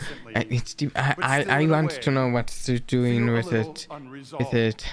mechanically to And support in the theme. mix of all that stuff, in the mix of all those ideas, particular things like, what the hell has Magni actually been babbling about all these years? It's a good question. Was the thing that he came to warn us about in Battle for Azeroth, did it actually play out? Or is there potentially something darker still looming on the I do horizon? like old god stuff. If we're going to do stuff with that, but Will there eventually be it, an apocalyptic Team- confrontation between the forces of the light? And the sounds. Wait, I've heard good theories for Tinkerer coming with a darkness void expansion. I want a Tinkerer club. And really the big question for all the marbles, what have the Titans actually been doing since the dawn of civilization? Sure. What is the real purpose of all of their cute little installations slammed into the side of the planet? Do we know I like the way everything you we put need to that. know about their real intentions for our world? Just saying. Blizzcon. All of these hooks and 100 more. 68, 22, a bunch more. All cooking in the pot. Started to reveal a storyline. Something epic. How epic? Real epic. I think this is going to be the last section in the opening ceremony. Feels like the culmination of the first 20 years of our storytelling. A storyline provided we do our jobs, we do the thing that will vector us into the next 20 years of adventure.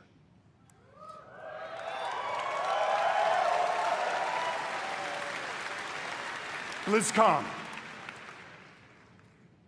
Are you with me, Blizzcon? We call this storyline the World Soul Saga. Ooh. It sounds cool. I like it. The World Soul Saga is so epic, as we covered. It cannot be contained within any single expansion. It is built to play out over multiple expansions over the next few years. That's good. I like it. Come on now.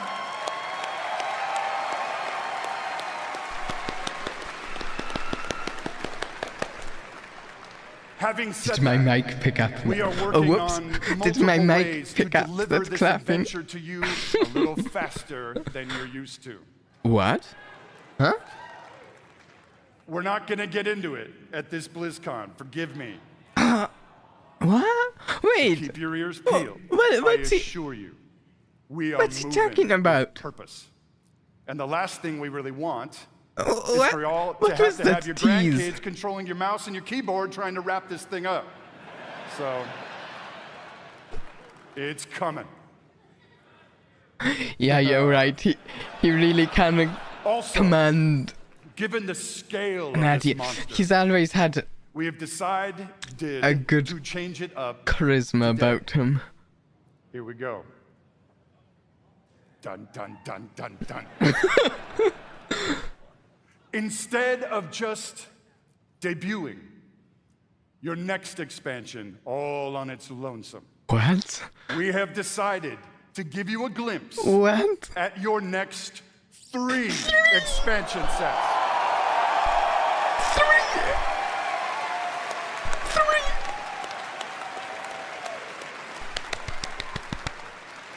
Does this meet with your approval, BlizzCon? Yes. Yes.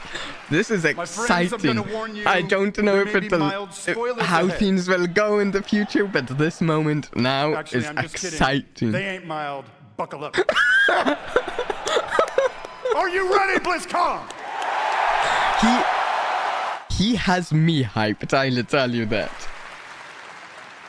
The first part of the World Soul Saga and your 10th expansion is called World of Warcraft, The War Within. The War Within. Have I heard that somewhere? The War Within? Oh yes, that sounds In this like chapter, that sounds you will like be descending into the heart of Azeroth itself. that sounds like that other game. Exploring new subterranean kingdoms and engaging with ancient cultures like the Earthen What's the and game the called? terrifying Warframe. Nerubians of Arsh-Kahet. Sounds great. Is it all going to be subterranean? Did I miss that? Of darkness close in around our precious world soul. You, yeah, that's you, will be called to do what you always do, which is Defend Azeroth. dispense indiscriminate Sure. justice upon Yeah, all yeah. those who got it coming. Dispense justice, that also works, yeah. Talk to me, BlizzCon!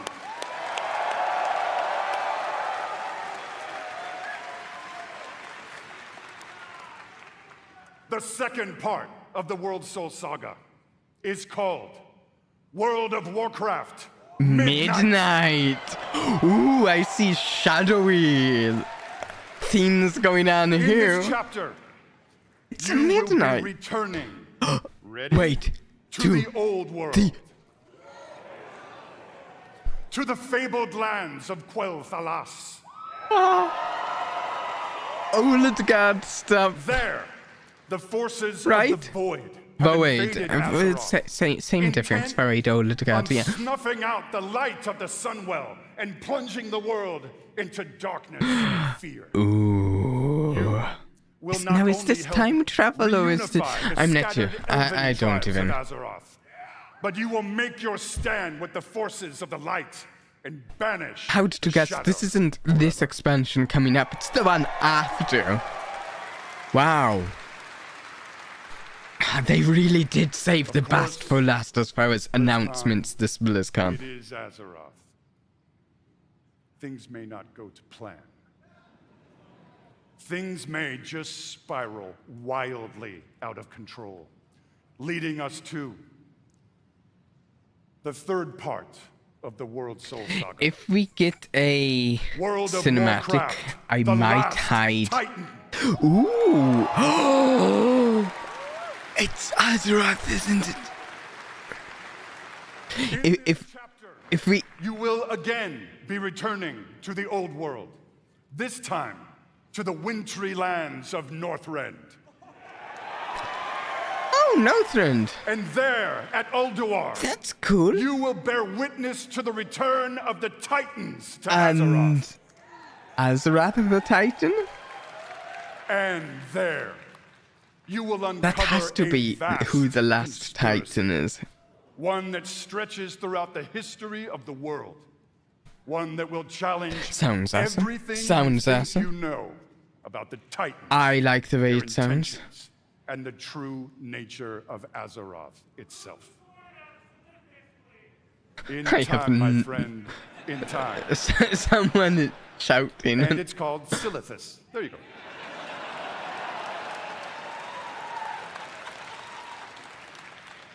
Blizzcon. My hope. Did he answer the person who shouted out? As that you can see, when it comes to WoW storytelling, we ain't screwing around.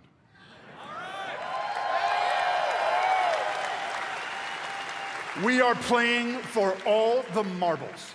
We are working to establish a thundering heartbeat for this franchise. Now.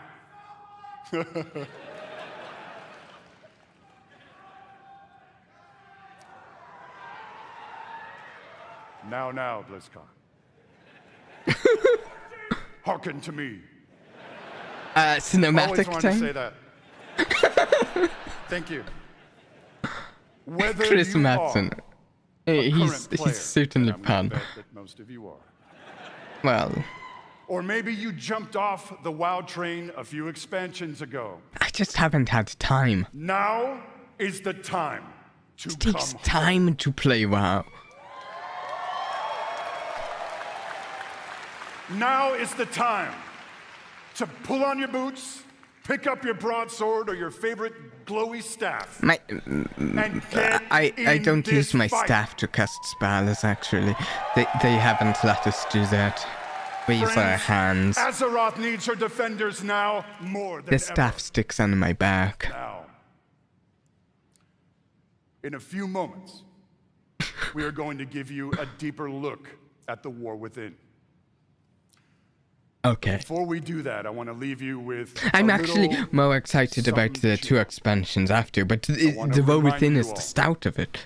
That sometimes very epic things can begin with small, heartfelt moments. What you're about to see is one. Oh, are we getting a cinematic of a small moment? BlizzCon. Proud defenders of Azeroth! Let the World Soul Saga begin!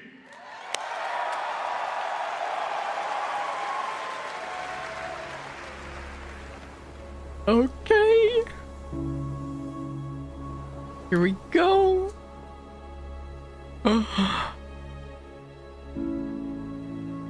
Again, I mean, that's totally up to date with what's been going on since the start of this expansion.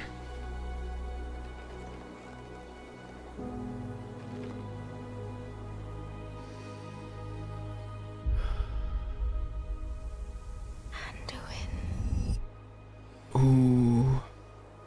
Did he stay in the... I can't remember. Did he stay in the Shadowlands or something like that?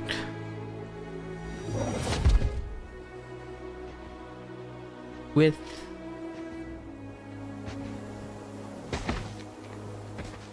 Okay.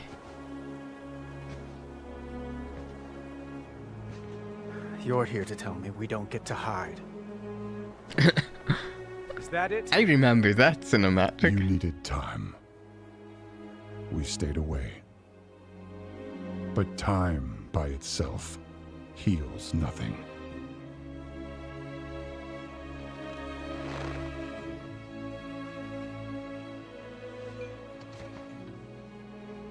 You didn't just come here for me. It's the visions. You've seen them. I suspect many have lately. What? Like... what Magni's been babbling about? Vision is about? Something. Someone is calling out from the heart of the world. Like yes? a voice from a dream.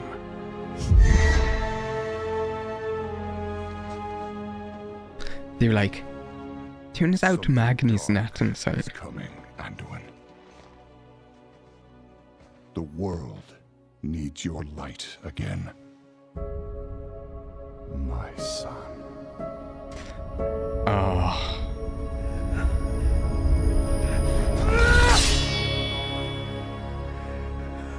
I'm not that person anymore. I have no light. Not after what I've seen. Not after what I've done.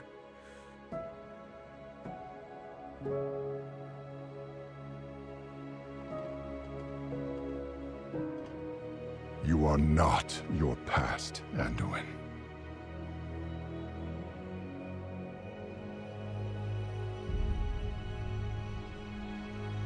I trust you.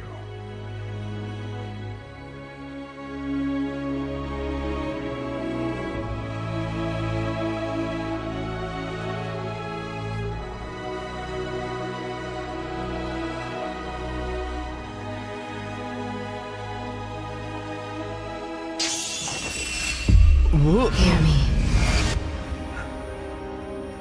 Whoa. Azeroth? They're getting worse. Azeroth? Who here is it? Is it like all of the heroes? Oh, everyone? Everyone? Oh. Look. Whatever's coming, I'll stand with you. Of course I will. But we were drawn here by the voice. Who is it, Thrall? Who's calling out to us? We might not know. I'm not sure yet. Could be Azeroth. Or something else. But that sword there was aimed at someone.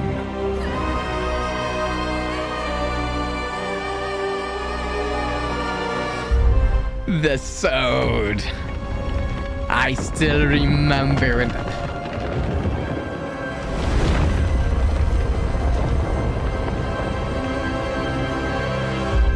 Some might disagree, but I thought it was an epic moment when he stabbed the sword into.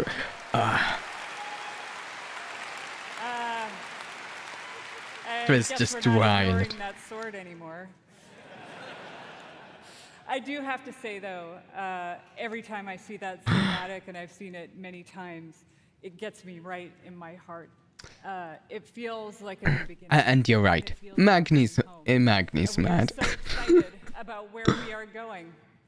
And now that you've seen or heard the overview for the World So Saga, let's talk about the war within. Yes. Can we get any features?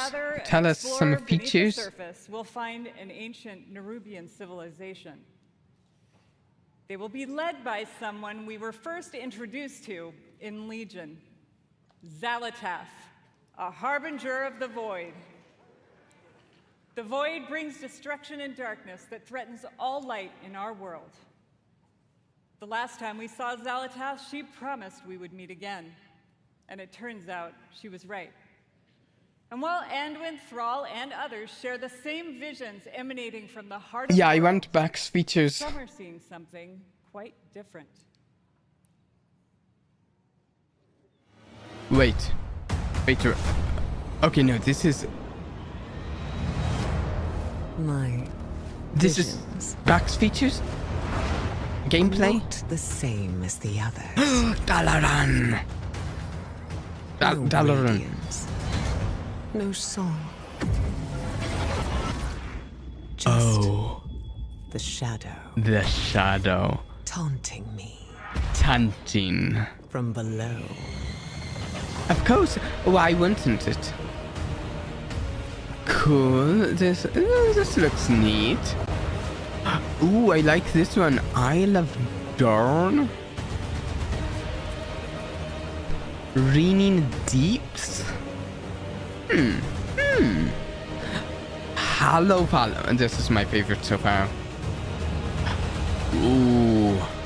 Dive into delves. Don't know. Fogio Woband. Neat. Hero talents. Earthen allied race. Huh. Dynamic mounts.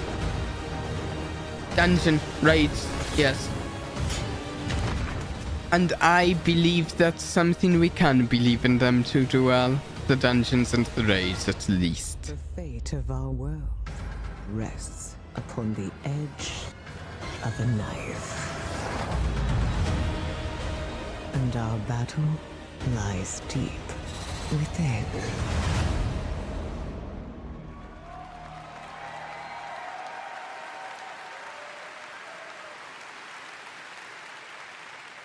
In the War Within, alongside beautiful, unique underground zones, we will have challenging dungeons and raids and some new features too that are built to last. If you like exploring on your own with a couple of friends or family, we have delves. These are a variety of bite-sized experiences for 1 to 5 players that will offer endgame rewards. Huh. You may also Bite-sized in the game? a familiar character That doesn't willing to fight alongside you. usually. And if you're like me and you have an obsession with alts, we have war bands. With this feature, you can treat all of your characters like family and share banks, reputations, Oh! I like the sound of this. I like the sound of this woe band thing. Introducing a new layer of customization for your class specs with hero talents. Yes? You want to take your character down the path of a Dark Ranger. Yes, can we get more info? And more. I want more info there. That sounds exciting. I want. Also, during your travels underground, you will meet anything that lets change rollers around a little. New allied race. Sure. I mean, who doesn't Another love race. The Why not? facial hair options are spectacular. There's so much more to talk about, so please join the So many races the past few years. After the opening ceremony right here. What I can tell you, though, is that the call to get into the fight to save our world will ring out when the War Within releases next year. It releases next year. Nice. Of course. I mean, kind of what I expected. And lastly, to be expected. I sincerely want to say, we are so excited to begin this new journey with you. And from our hearts to yours, thank you for bringing our world to life.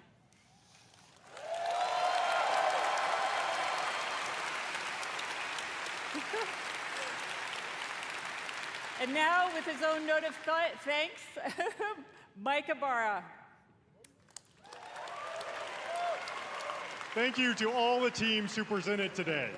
There really is so much to look forward over the next 2 days. Okay. And this is only the beginning. I can't wait to walk the halls of all of Anaheim with all of you. It is truly a joy to be here with the Blizzard team and our players. Blizzcon, be great to each other and enjoy the show. This is the end of the opening ceremony, I believe. So my current plan is we're going to do a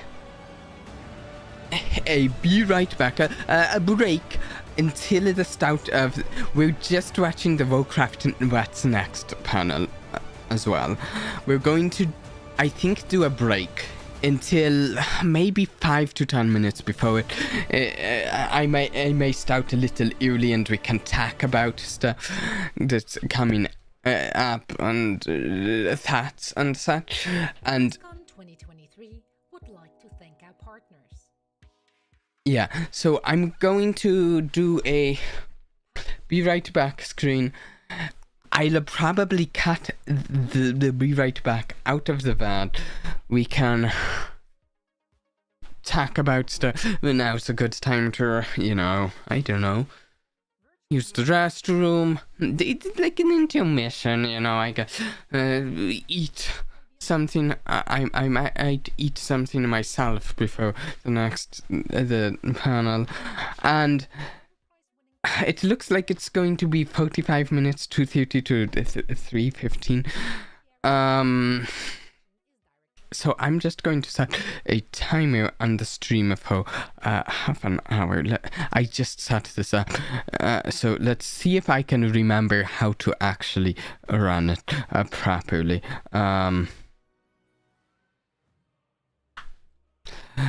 We will I'm going to go to a black screen, so it's not going to be running their stream while, because I wouldn't feel good stealing their stream while I'm not even here. So we will be back probably a little before it starts to finish. I guess finish the app.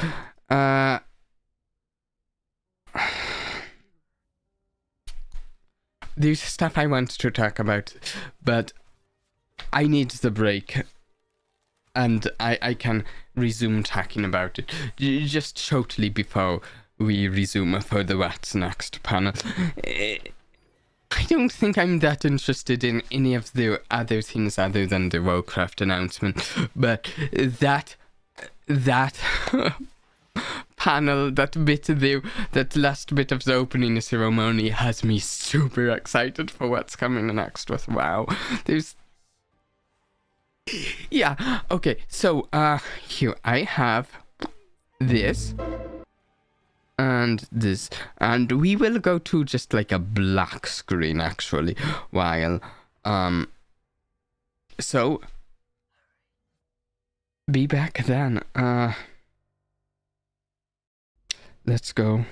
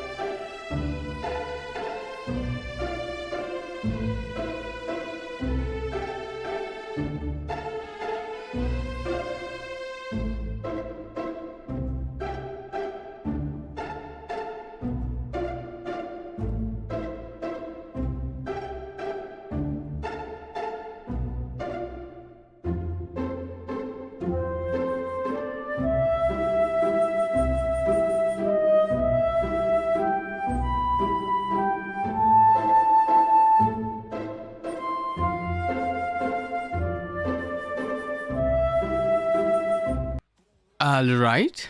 1 second. Oh, there it is. I'm almost missed it. I am back. Surprise. Surprise. We have this. They are still going on the... Did I not click the right thing? I did not. We have this.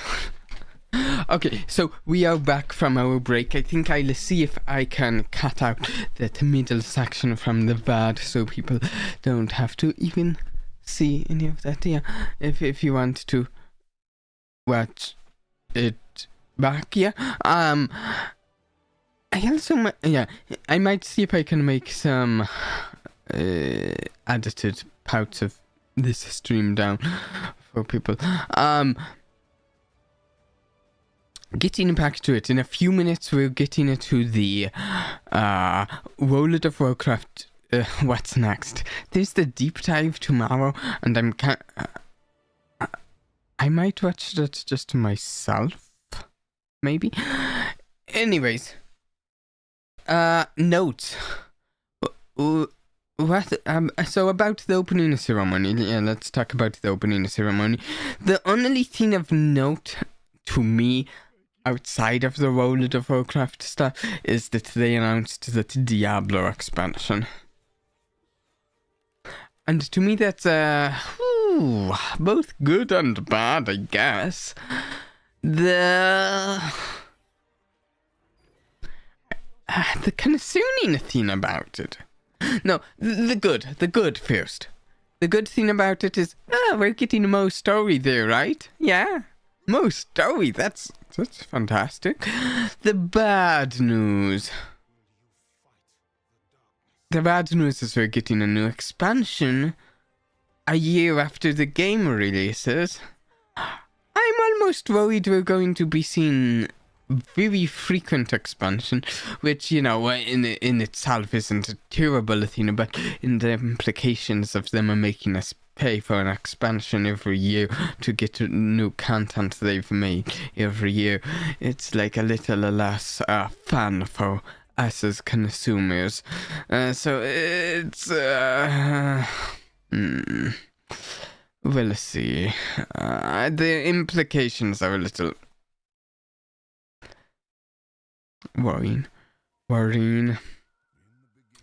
Anyways, the rest of the stuff I'm excited about is this everything Chris Mattson talked about. All of that for World of Warcraft. We're getting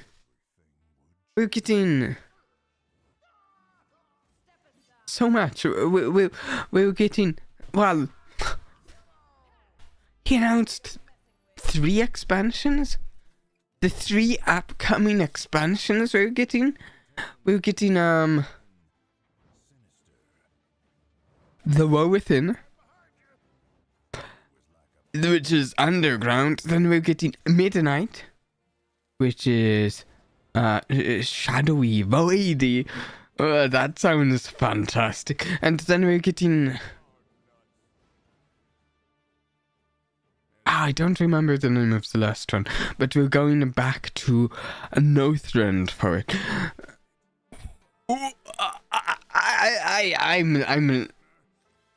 I'm not speechless. I'm talking right now, but I'm close to it. This is really cool.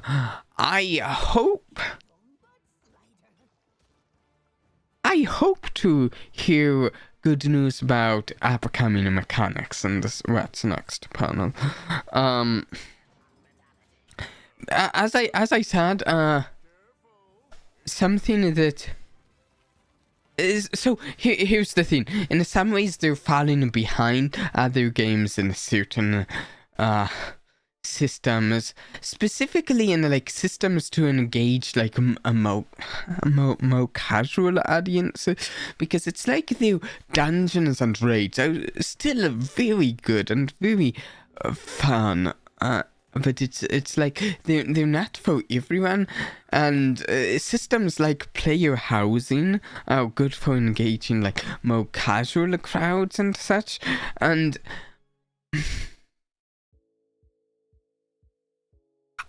as far as what they announced, they didn't announce player housing. And to be really fair, I believe they've said in the past that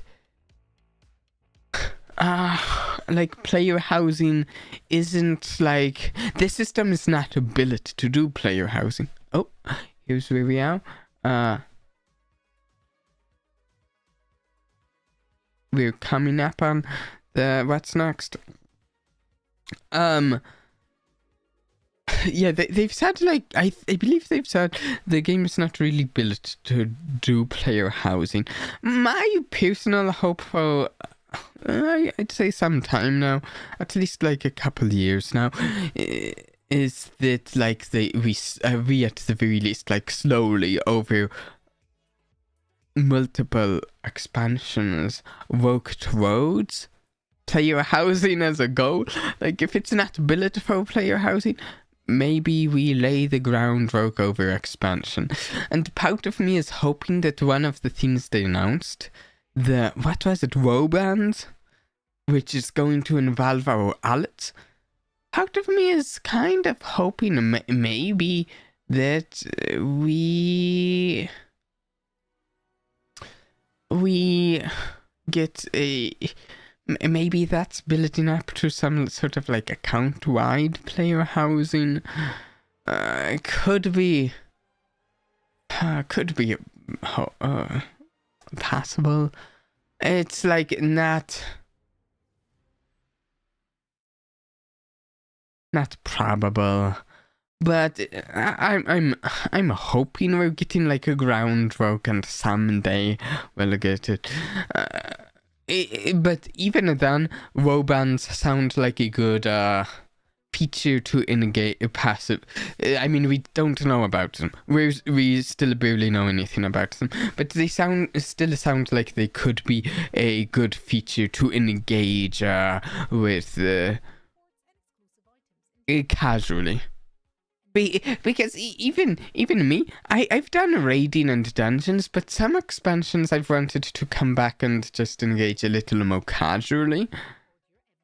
Oh, importantly, WoW needs to look to the left, then look to the right, and notice every other MMO has player housing. Might be something that they need to just get done. We clearly enjoy it. Yes, it's like... Oh. Take your seats. Thank you. Okay, it's starting. Yeah, we need something that engages at least in the way that player housing presentations showcasing a variety of exciting new games and updates, led by some of Blizzard's amazing creators, artists, and designers. And I'm sure they could come up with something honestly that engages in a similar way, but it would be possibly more difficult than just laying the groundwork for player housing and doing it. Okay, this is... I'm also really hoping to hear interesting stuff about this heroic talent thing. Since the mortal races gathered together in Anaheim, California. And now, that's what I was expecting him to say. Thunder once again. Let me hear the thunder! Yeah! Oh, thank you. Thank you for being here with us today. Hello, everyone, and welcome to the World of Warcraft What's Next panel. My name is Taryn Gregory, and as you may have heard, thank you. As you may have heard from Chris during the opening ceremonies, we are at the dawn of a new era of Warcraft. 3 expansions. A story that will play out over the next 3 expansions and will take us on an adventure in World of Warcraft like we've never experienced before. This saga kicks off with the War Within. In this first chapter, our heroes will be called on an expedition to the subterranean depths of Azeroth, revealing a new world full of mystery, wonder, and darkness. There we will confront the shadows below. Do we all need to race change to dwarves for this? As well as in ourselves. So what is next? I'm joking. During this section, I'll share an overview of the story of the War Within, and then I don't actually play it, no, Hamilton, who will speak to zones and cultures, and then wrapping up with Morgan Day, who will talk about dungeons, the raid, and our new systems. Let's dig in. In our cinematic reveal, did you guys enjoy the cinematic? Yes. Woo. It was a bit of a different pace than at most. Incredible work. Though, yes, it was incredible as Thrall found they Anduin always Wynn, are. who's been wandering alone for the last few years, grappling and lost in his own thoughts and dealing with the experience that he's been through, as many of you may have remembered. Throughout this and our features trailer, we learned two very important developments, starting with these visions. Thrall spoke of a vision calling out from the heart of the world, like a voice from a dream. This radiant song will compel our heroes to investigate its origins, and while at the same time, a darkness has been gathering. Even as the heroes adventured on the Dragon Isles, and in the War Within, the mysterious harbinger that Iridikron spoke of will reveal themselves. Xal'atath has returned. Okay, Xal'atath. Cool.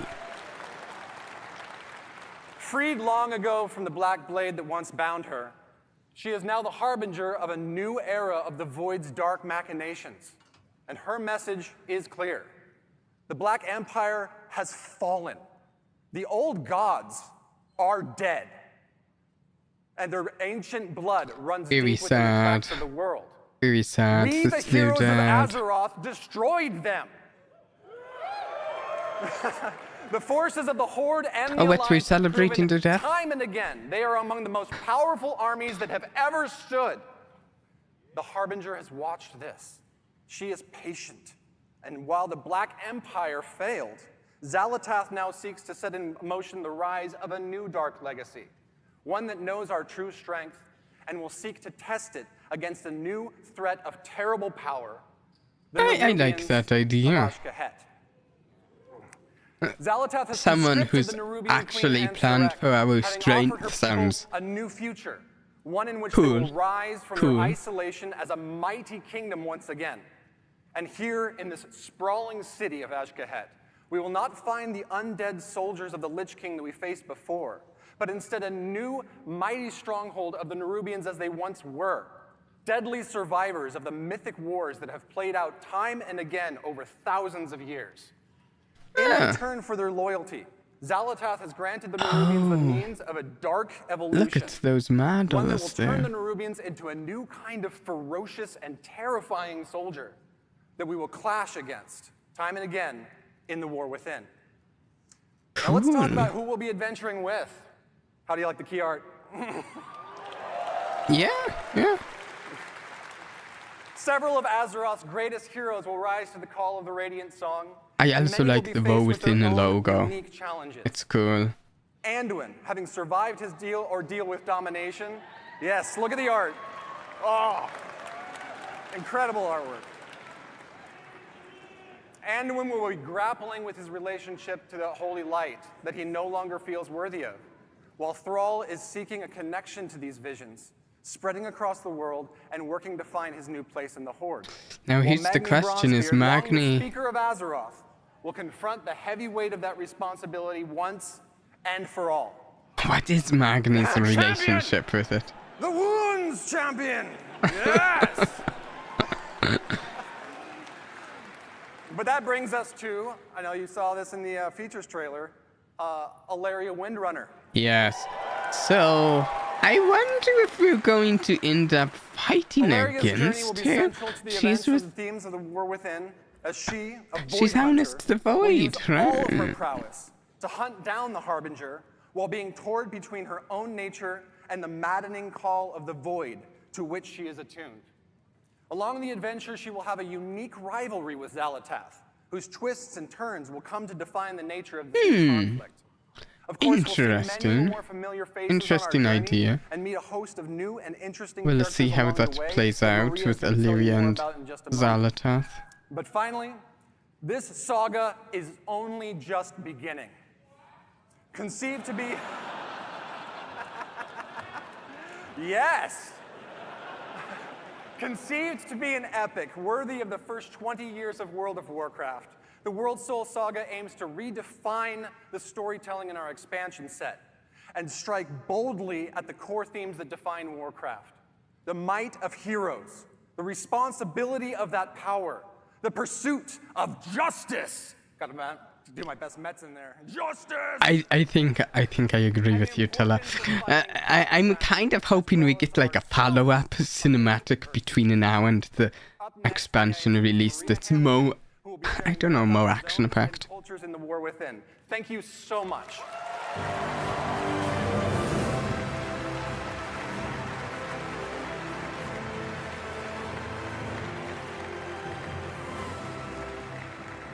Hello, Blizzcon. Okay, wow, I am Zones. so excited to be here and Zones delighted next. to represent our team. Cool. I really want to hear about the new mechanics and systems they talked about, but the zones are necessary to talk about too, I suppose. And I hope to hear lots of oohs and ahs when you see some of this cool art I've got to show you. So let's get started. Thank you. Thank you. Thank you. Yep. Thank you. Kaz Algar. Okay, as Taryn mentioned earlier, we'll be called by the Radiant Song, dreamlike visions that come from the heart of the Azeroth. This summons is going to lead us to the subcontinent of Kaz Algar, a place long forgotten. Okay, so are they putting it on this map? Report concerning a contingent of Earthen that was sent to this place long, long ago to investigate a fissure. I was wondering where they were putting it map-wise. Exactly that means we don't really know, but we can probably speculate. So first, let's talk about the Earthen. Okay, what are they? There you go. Unbound Oathsworn Machinist Speakers? Is that what it said? Titan-forged Earthen before, of course, in Ulduar and other places. But this Machinist society of speakers, Earthen has yes. been isolated within Kaz Algar for a really long time and have developed their own manners and customs. Now, visually, these Earthen are a bit larger in stature, and they're noticeably blinged out. They've got gems all over them, bedazzled, They're you know, that neat. kind of thing, right? But philosophically, Doesn't- they are guided by the Edicts of the Titans, a set Doesn't of feel a codified ton orders, duties, different and than expectations that provide Dalkai and instructions for the core Droves. functions of their society. You know, Titans, order, all that, right?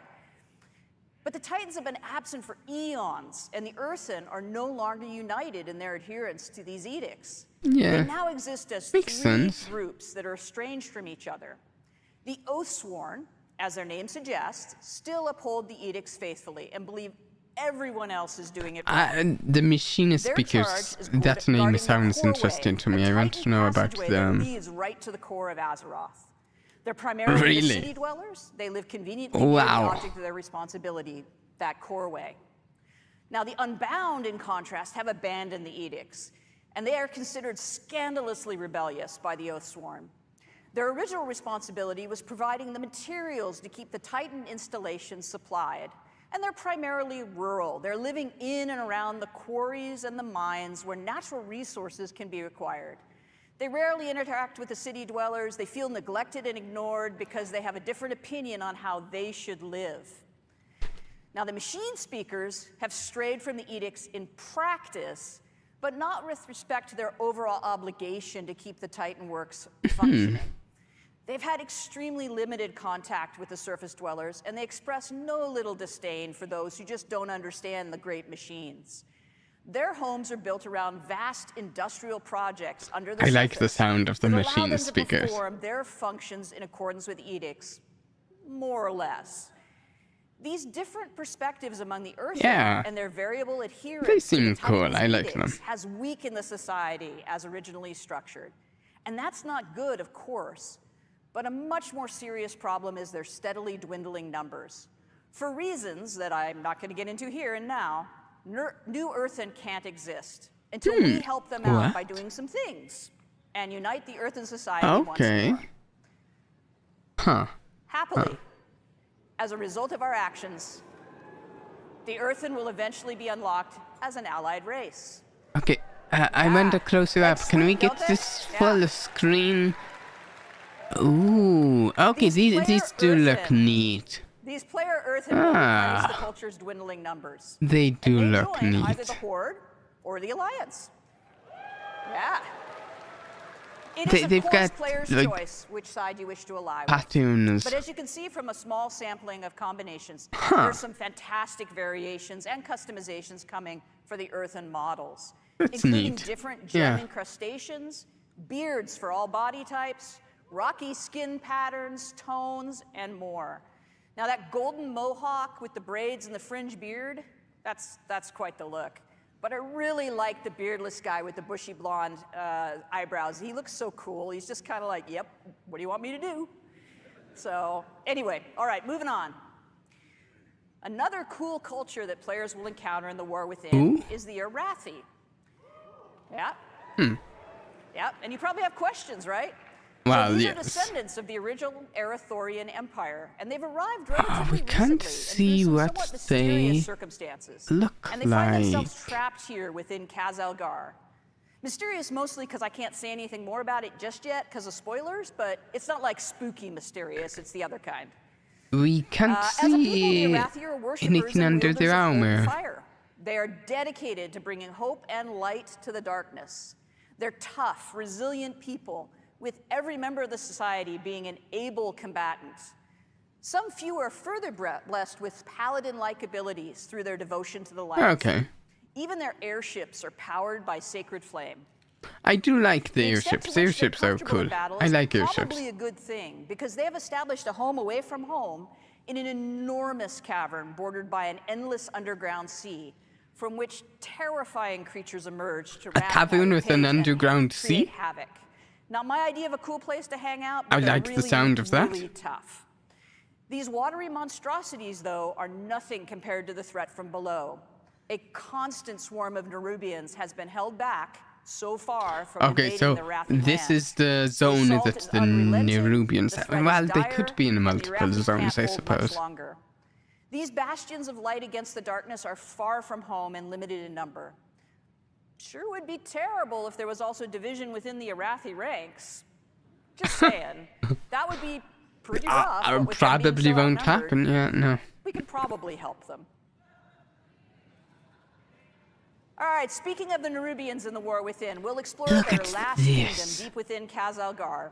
Look at ancient survivors those of the Black models, Empire and who they're well rejected their out former and masters have developed their own culture here in the deep darkness. evolved Nerubians, it says. Zalatath has made a bargain with the Nerubian queen Interesting. who seeks a new I'm future glad. and renewed I'm glory glad for it's her not people. just the same as Nerubians are same extremely capable and Nerubians devious as adversaries always. who have been honing their skills with their constant assault on the Arathi. But domination hasn't come fast enough for the Queen's taste, as the Arathi has managed to hold against this onslaught. So this deal with the Harbinger has included some assistance for her troops. Through some dark alchemical process, Zalatath has provided the knowledge required to evolve chosen Nerubians into and they paragons evolve of into their a more race, humanoid enhancing their form, it viciousness. looks like. And Queen Ansarek has embraced these modifications with enthusiasm and eagerly offered her army They to look achieve cool. the Harbinger's schemes. It appears to be a win-win situation. But not all Nerubians share their sovereign's enthusiasm for change and her embrace of Zalatath. Shadowy figures with far too many limbs maneuver against the Harbinger's plans. in Shadowy opposition to the figures Queen's with desire. far too many limbs. I don't As like you the might sound of expect, that. any foray into this Nerubian kingdom introduces us to a variety of citizens, Huh. including some forms we've never encountered Wait. before. Some Here's of a them layout are silhouettes. Some of the Nerubian models that are completed, and also some that are in progress, as well as scale reference Yeah. for goblins and humans. Yeah, Just get a out sense of the races size. they've introduced now, In these addition to the evolved Nerubian Nerubians citizens, are there the are also cool. domesticated insects who serve the kingdom as beasts of burden and pets. The team is hard at work But I building out can't the full see them range of letting us carcasses. play a 4-armed I race. don't know, whichever. Skittering legs, grabby arms, piercing spiky bits, and creepy eyes for you to enjoy, I guess. All right, let's talk about our zones. The surface of Khazalgar is our first zone, called the Isle of Dorn. This is I like the home look of earth and surface this. dwellers, as well as other native species of creatures. Look the at fertile that soil, flowering plant life, and keg. generous waterways provide nourishment for animals in this untouched paradise. An important facet of earthen society is cinder brew mead. This volatile substance is manufactured from molten honey produced by enormous fiery bees. Their home groves are a remarkable sight as the hearts of the trees themselves glow with lava-like fluid. Oh, this. Harvesting is always an exciting time as the ferocious Yeah, I like the look of this zone so far. Now the roosts at Storm Watch are wreathed with Blue lightning crystals and winds. very nice These wild green elemental grass. rooks may choose to serve a member of the Oathsworn, who, if so blessed, becomes a Storm Rider, one of the guardian warriors of the earthen people. The Unbound deal with hostile creatures from time to time, but for their most part, the existence is relatively peaceful, sort of peaceful. Their comfortable homes are often situated near the places where they once labored as adherents to the edict. I'm guessing we Those haven't sites are seen now in any disrepair, and in some machine cases, the lair speaker of other places yet. Of course, Is the that Isle of Dorne industrial? boasts a great walled city where the Oathsworn live and serve the edicts of the Titans. The city of Dornegal is the location of many important civic buildings, markets, Was that traders, just and now a crafters. dungeon? And it's here that a traveler will find the Maybe. expected amenities of a capital city, as well as the Titan Causeway, the defense of which is the Oathsworn's. Watch out, playing a four-round race, they may make you get four weapons to get the benefits you'd normally get. The Ringing Deeps. As the name suggests, it is here that the Earthen are engaged in their work in accordance with the edicts. In these industrial areas of this cavernous space are huge, complicated machines, lava-heated foundries and forges. I also like the look of this place too. This feels like these Titan mechanisms and keeping everything proper running like is both the underground responsibility fortress and the there. passion of the machine speakers. The Earth has shifted too in places, revealing openings to the sky above to the Isle of Dorne. Yeah. These cenotes bring light and water into areas once shrouded in darkness. Kobolds. Abundant greenery, flowers, and creatures that do not typically dwell in caverns may be found in these idyllic spots. It was really always loved important to us kobolds. as developers They're- that we delivered the fantasy of the hard-working industry, they're but still had kobolds, some but they're break-up fun. areas of natural beauty that don't feel like dark, constrained tunnels. Now, as the machine speaker population has dropped, they've had increasing difficulties with kobold incursions. And indeed, the kobolds have taken over the mines, the work areas. They've even built a city of their own. Unexpectedly, the kobolds are actually becoming a force to be reckoned with under the aggressive actions of their leader, the Candle Those ones King. are really. You knew it had to be a candle. Yes. No take candle. No take candle. I will take With candle. the passage of time, the Earthen have diminished both in number and I in will the have knowledge the king required to candle. perform the various routines to tune and repair the processes. Ringing The Deeps, old ways have that been has to be forgotten, a. and new creative That's methods a dungeon or must be employed something, if the maybe? edicts are to be obeyed. Right. So they're kind of making it up as they go along.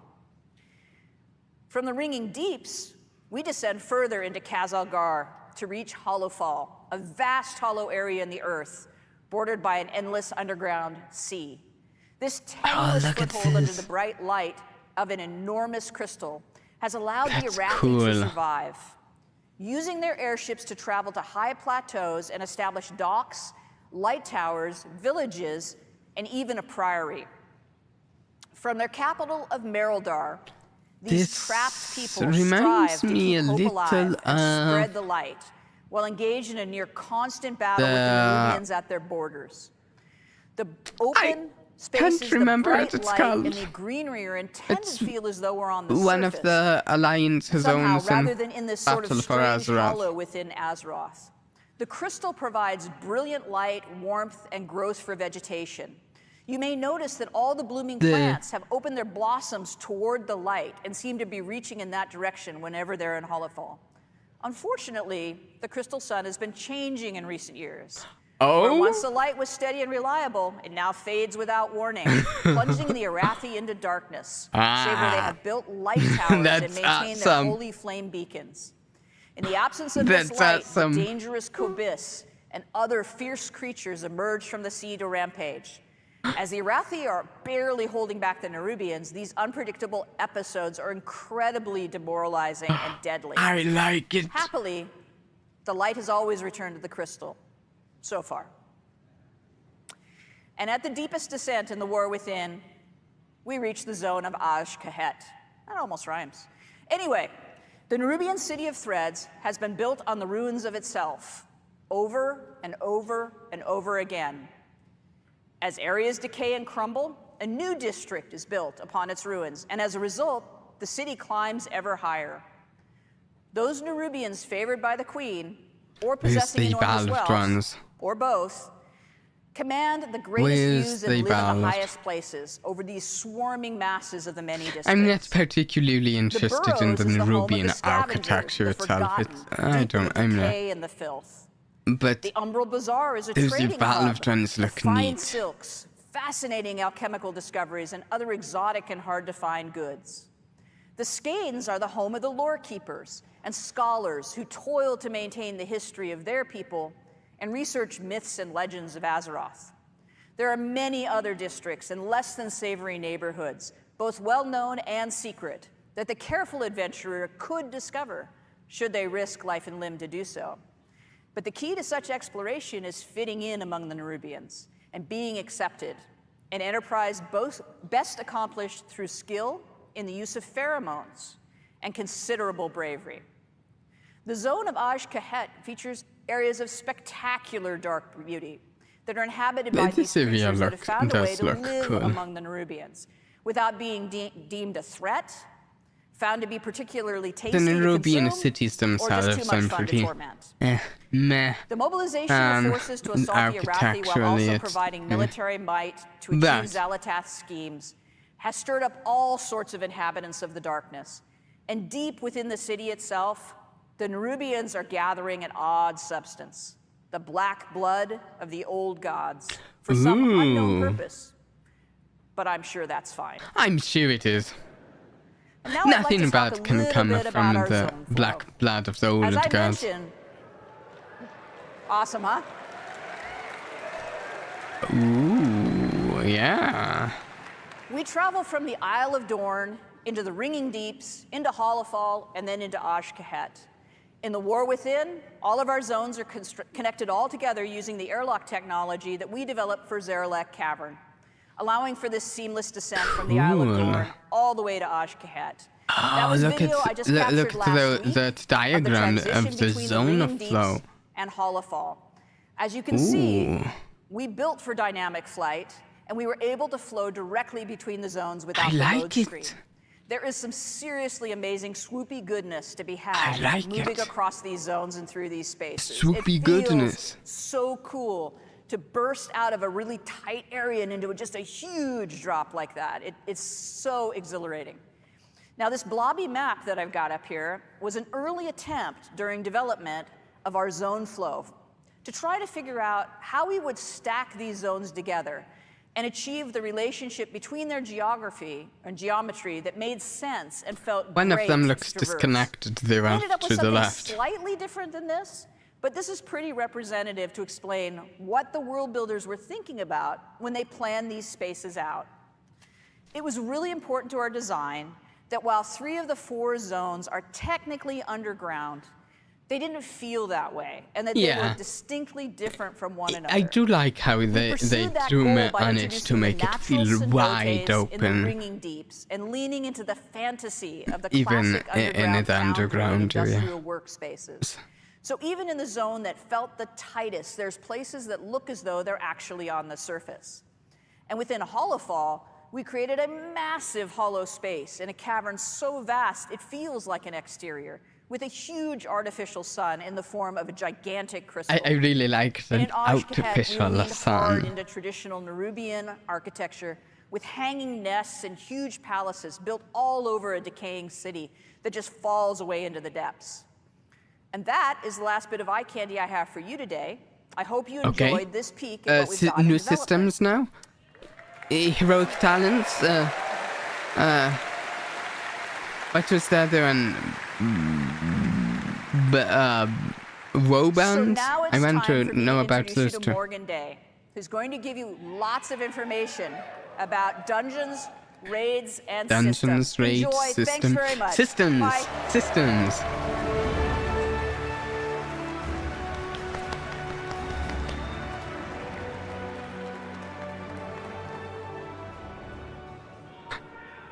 Hello, BlizzCon. The sun, My the name sun. is Morgan Day, and I'm here to talk to you about some of the upcoming content, features, and systems The in the War artificial Within. sun. I'm sure I'll also make some funny faces that I'll regret later in thumbnails, but whatever.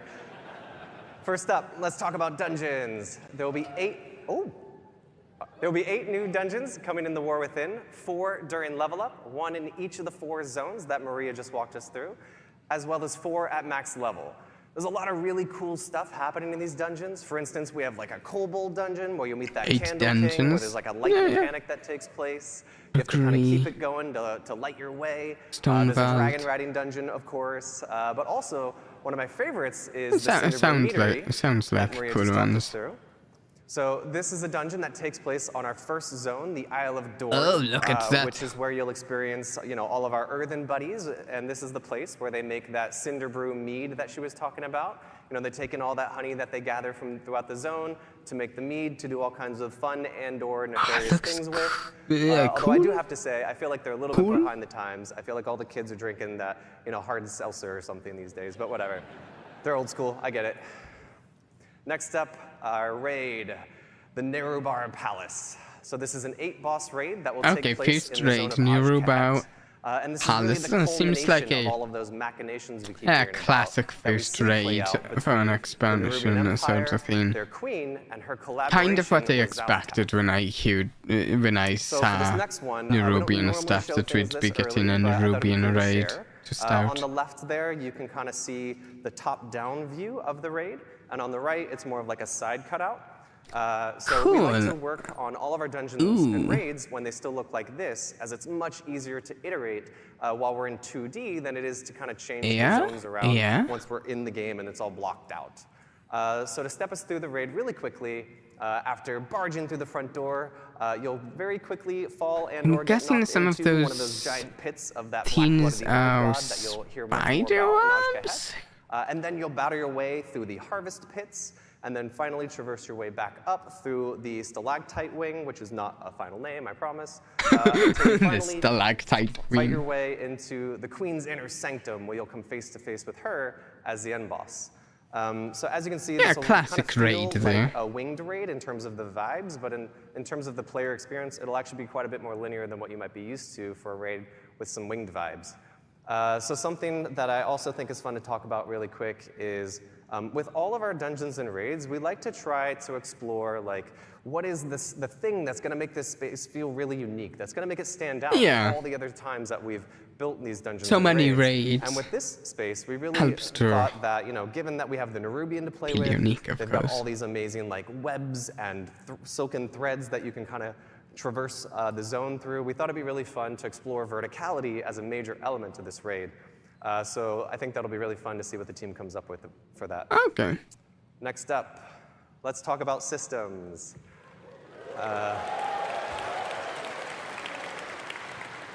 So I want to walk you through some of our features and systems at a really high level, but first I want to talk about some of the philosophies that are really guiding us to add these into the War Within. So first and foremost, we really want to continue to extend the philosophies of Dragonflight into the War Within. And really, Dragonflight has had some good stuff going for it, even though I haven't played a ton of it. So evergreen features. We want to make sure that we're making World of Warcraft better forever, and not focusing on things that we know we're going to have to leave behind as we move into future expansions. Yes, good. Lots of thumbs up. Next, we want to make sure that there's something for everyone. So whether you're a hardcore raider, a PvPer, a collector, or apparently like Holly, you just love to play tons of alts and run around the world exploring things. Okay, maybe we're talking about Wobands now? That you can really geek out over and that resonates with you. And finally, with the alts thing, we want to make sure that we're continuing to build on our philosophy and build on our systems and content. I do like alts alts myself. Characters in mind. We want to make sure.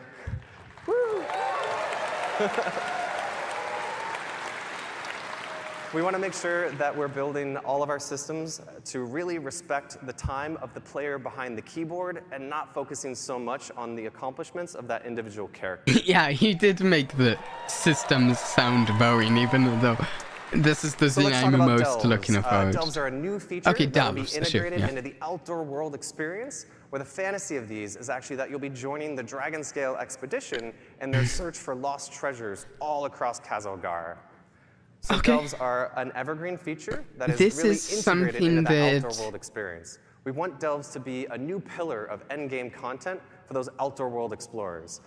We really view this as something like when we added World Quest back in Legion, where they are going to be really integrated and transformative into that outdoor world, Yeah. especially that endgame loop.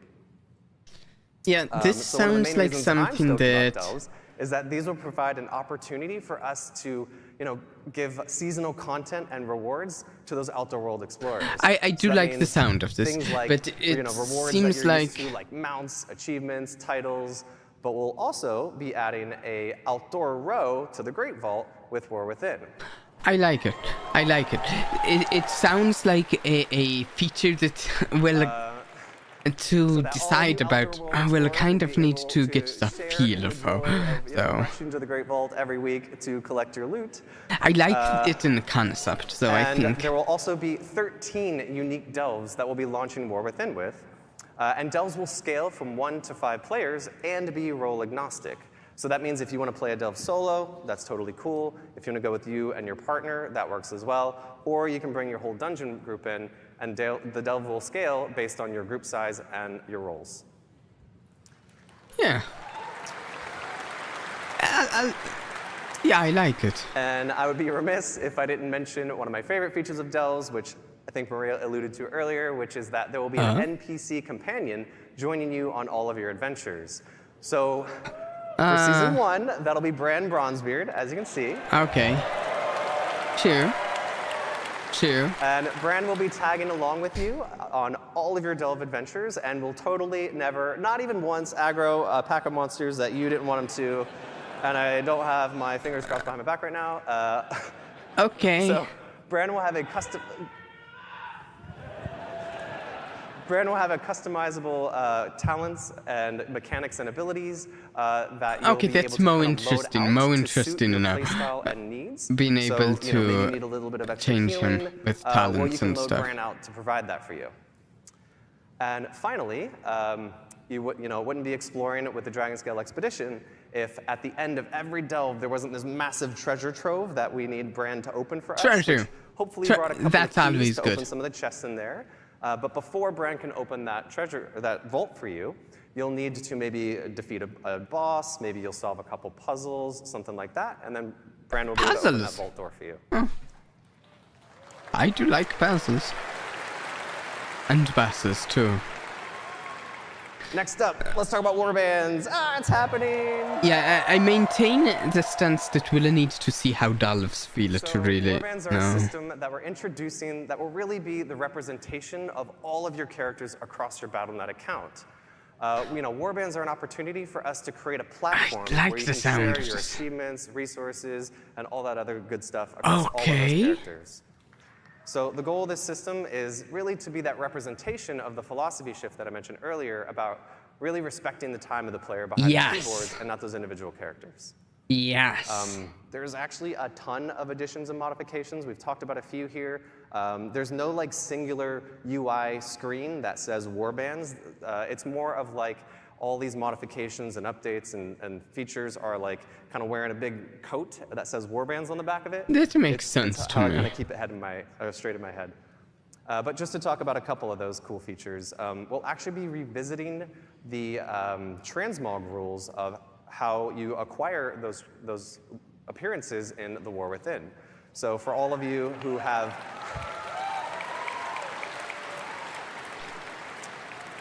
So that means all of you who have probably had to run 4 characters through all of those legacy instances just to make sure you're collecting all the appearances, that won't be the case anymore in War Within. You'll just be able to run with one character. Oh, that's very good. Very good. Okay, yeah. Holly mentioned this already, but this is obviously one that people are looking forward to. All of our reputations as well as renown in the War Within will be shared across your entire account.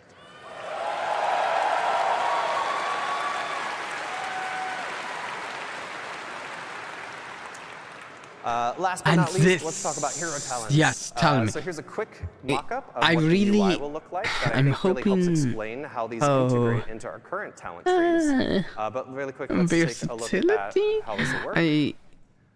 So there will be 3 new hero talent trees per class, and 2 will be available per specialization that you can freely choose and swap between. And also, this is another evergreen feature. This is a system that we think is going to provide a new vector of choice and customization for you and all of your classes, as well as create opportunities for us to really dig into some of those talent. So what will they do? Can we have some examples? We'll introduce these new, small, self-contained talent trees like you just saw in the UI.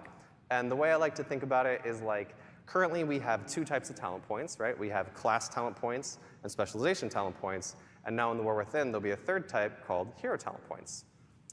So let's look at a quick example, like it, which but I'm not explains it certain. a little bit more. This is a warrior, as you can see. Okay. These are the 3 hero talent trees that they'll have available: Mountain Thing, okay, Colossus, looks neat there. Them sharing.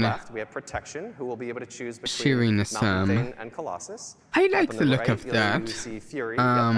Mountain Thane and Slayer are their options, and down at the bottom, Colossus and Slayer are their options. If we can get some examples of the sorts of mechanics that open this up. Druids and Demon Hunters, who are a bit special, so theirs will look a little different. So let's take a look at how you'll unlock the system, as well as how it'll feel playing through as you're leveling through the War Within. So the system will automatically unlock at level 71, and it'll just kind of appear in your UI. Yeah. You'll earn 1 talent point per level as you level from 71 to 80. And there are 10 talent points in total, with several choice nodes along the way. So I like to think of this as being similar to like the Legion artifact, where as you were leveling and progressing, you were making some choices along the way, but ultimately you're going to unlock the whole tree. And also, I want to be very clear here. These are extremely low friction to swap between those choice nodes, as well as to swap between the different That's good, trees. that's good.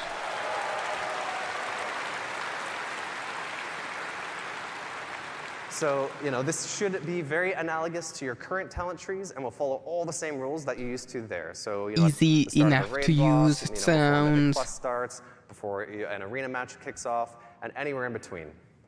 And to wrap us up, I wanted to show off a really quick video of what hero talents look like in action. Yes. So this is a warrior, as you can see, pop an avatar, jumping in. I don't really know much about warrior, to be honest. Warrior with the Mountain Thane talent tree. As you can see, Stormbolt hits multiple targets. There's a couple cool new V effects and a lot of other cool stuff going on there as well. That's neat. That's cool. Our effects artists will be happy. So that about wraps us up for our What's Next panel. Yeah. Looks like we're at the end. We hope you really liked what you saw here, and if you'd like to know more, please join us tomorrow at the Deep Dive panel at noon, where Ian will walk you through some of what you saw today in more detail. Woo, Ian! As well as a bunch of other cool new stuff in the War Within. So thank you all so much. I hope you have a great BlizzCon. Bye! Okay. Don't. I think this will be it for what we watch on the stream. I was originally thinking of just watching the opening ceremony, but then I saw that the wow, what's next was right after, and I decided, why not? So, I like the sound of this stuff. I like the sound of the delves. The delves seem cooler than I was kind of expecting. Did you see my desktop? Did it minimize for a moment?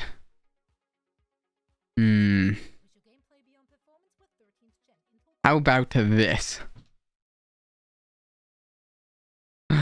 Okay, so now how about we go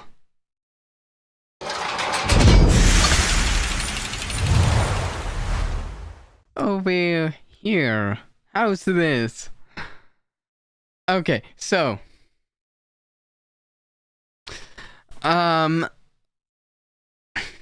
what's my thoughts? We have... Okay, the zones all look neat. But more importantly, I think, is the new systems. I like the sounds of robands, but the issue is we didn't actually get that much information on what robands are. We got the information that they will be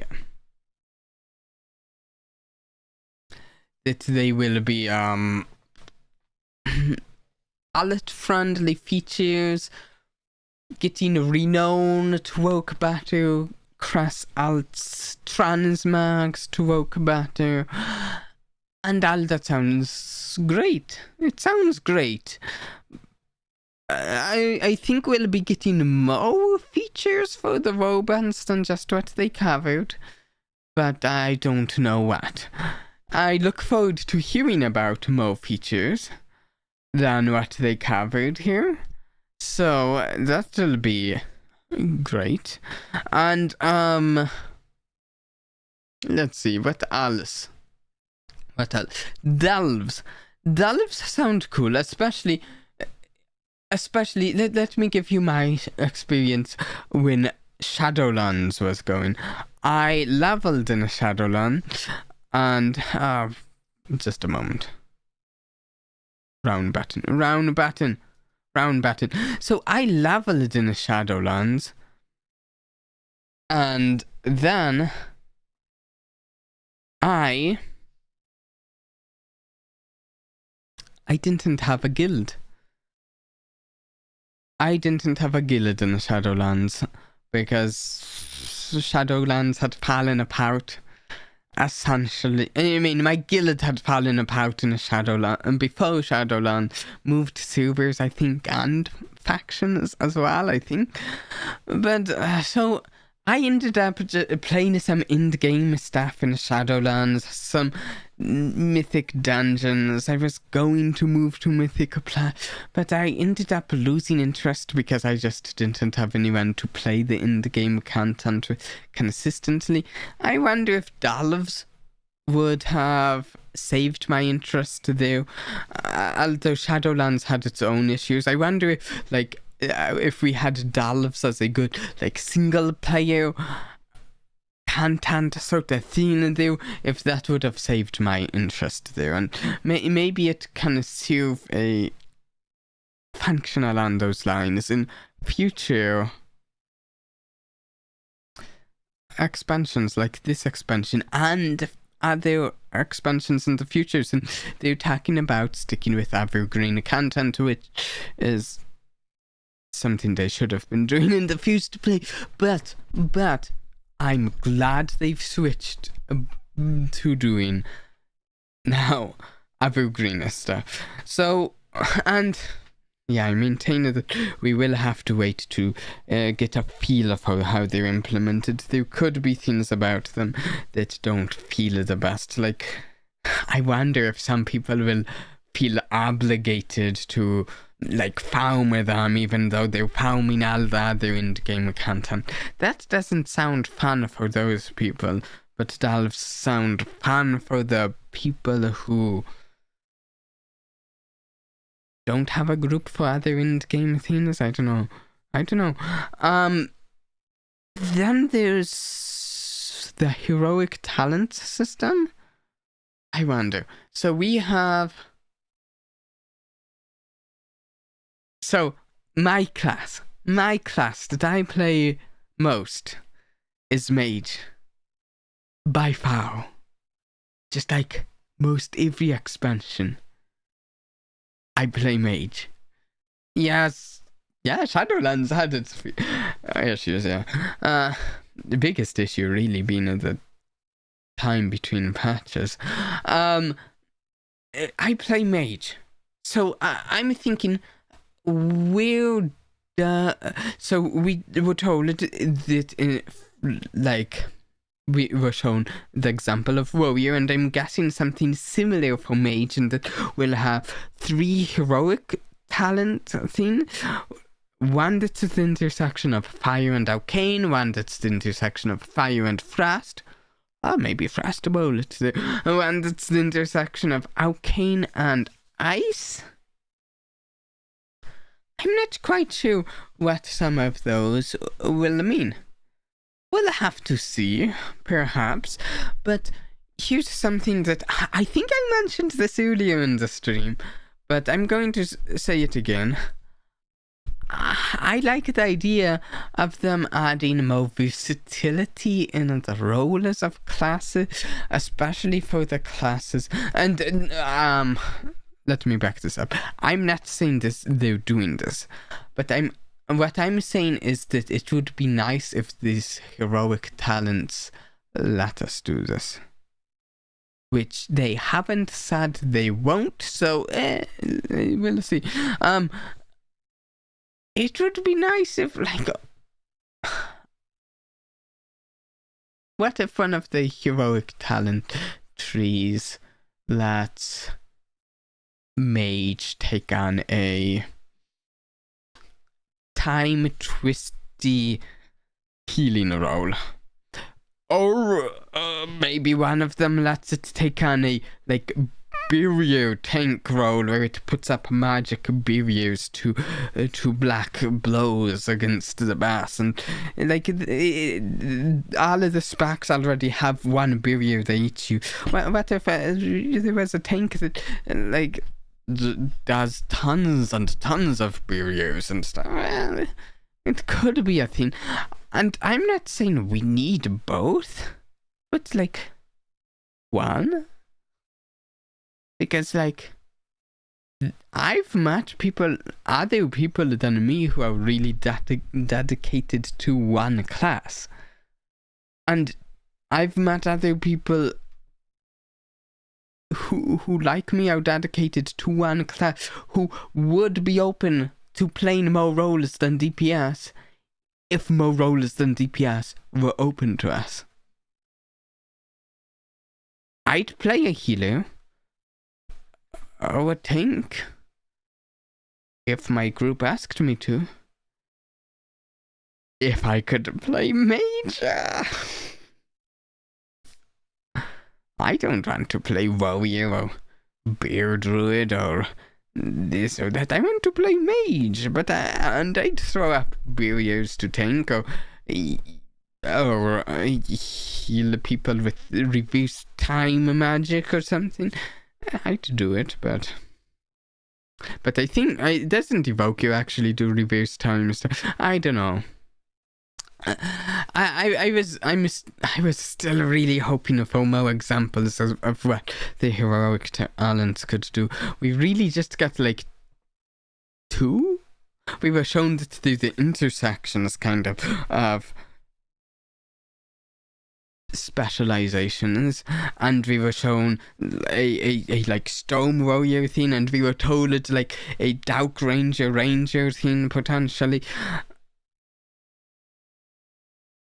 I don't know how shadow and discipline would cross, but I mean, there's definitely a cross there, especially since discipline itself feels like it already is the cross between holy and shadow. So like I'm wondering if so maybe okay, there's arcane, fire and ice, fire and frost, right? So mage, what if one of those 3 intersections is a time related one? Maybe, and yeah, I don't know. I'm really, really interested to know more about the heroic talent. Partly because it feels like that system is the one that, to me, feels most up in the ear for what I'll end up deciding how I feel about it. Honestly, I don't know yet. It could be really cool, but it could be less cool. I do like our current version of talents. So, the fact that it builds on it seems good. Oh, hello, Alaska. Yeah, Shadow and Holy Cross just ends up disc. I don't know what to do for the heroic talent thing that ends up there. I wonder if they have anything posted for the WoW within. Do they have a site? If they do, we might be able to take a look at it. I wonder. Let's actually go.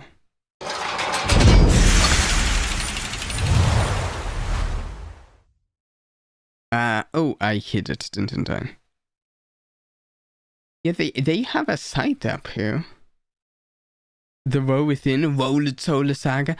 Okay, that's another thing I did want to talk about. I really, really like that they announced this Woled Solar Saga here with 3 expansions. One of the really big things here is a lot of the past expansion. It's felt like every expansion we're doing just this like a big story pivot to the next expansion. It's like if you look at just the expansions without knowing anything about the patches, it's like, how did we get from this to that? And it's just like,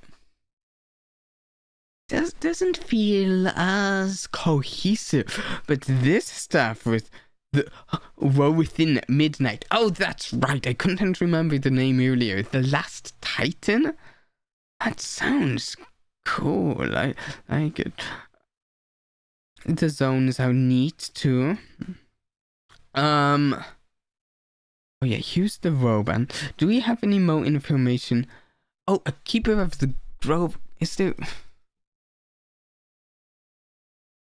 No, that's not helping. Can I... Oh, look at this.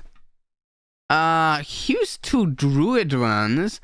Keeper of the Grove, take inspiration from the mighty Keepers of the Grove to protect the balance and safeguard the dream, channel overwhelming natural power into your spells and summon enhanced treant to protect your allies and crush your enemies. And we have Luna's Chosen.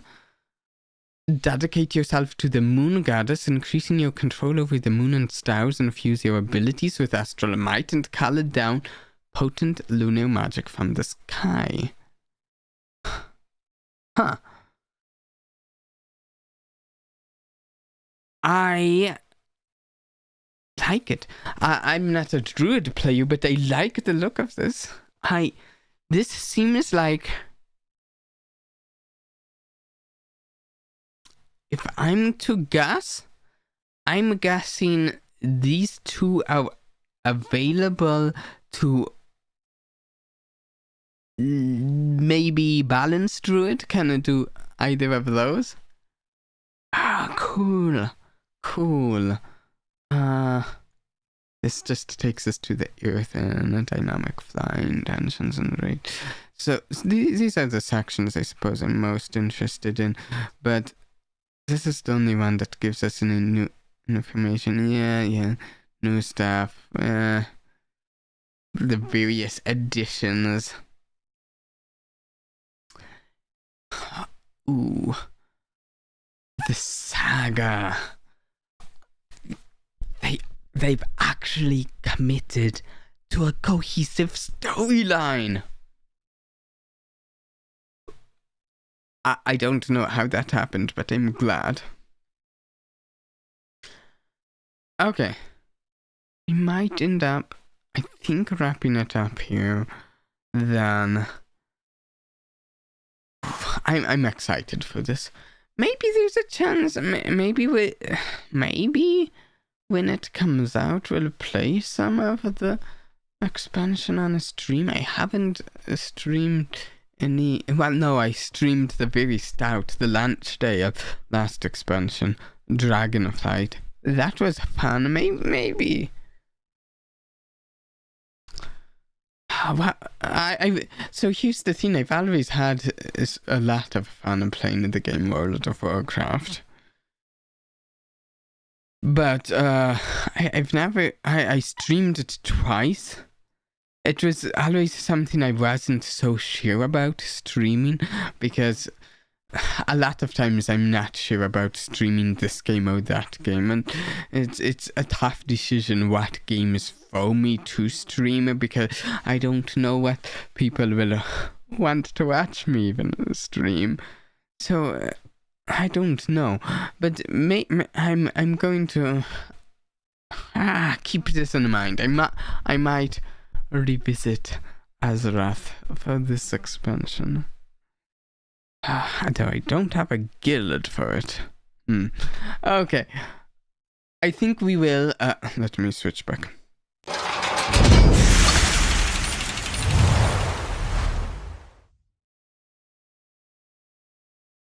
I think we'll wrap up the stream, but I might cut down this stream and make highlight of my thoughts on this.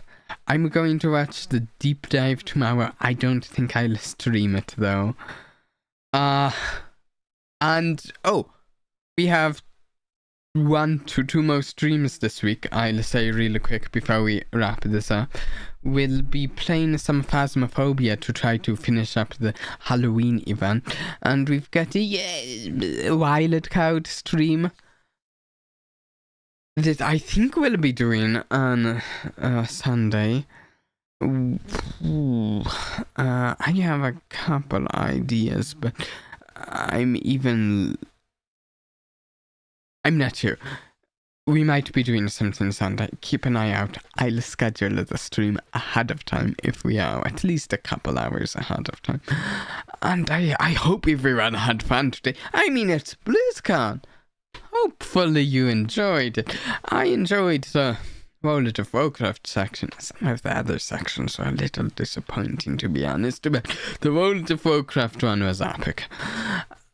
So I hope you enjoyed it. And until next time, please do try and have a blast. Bye.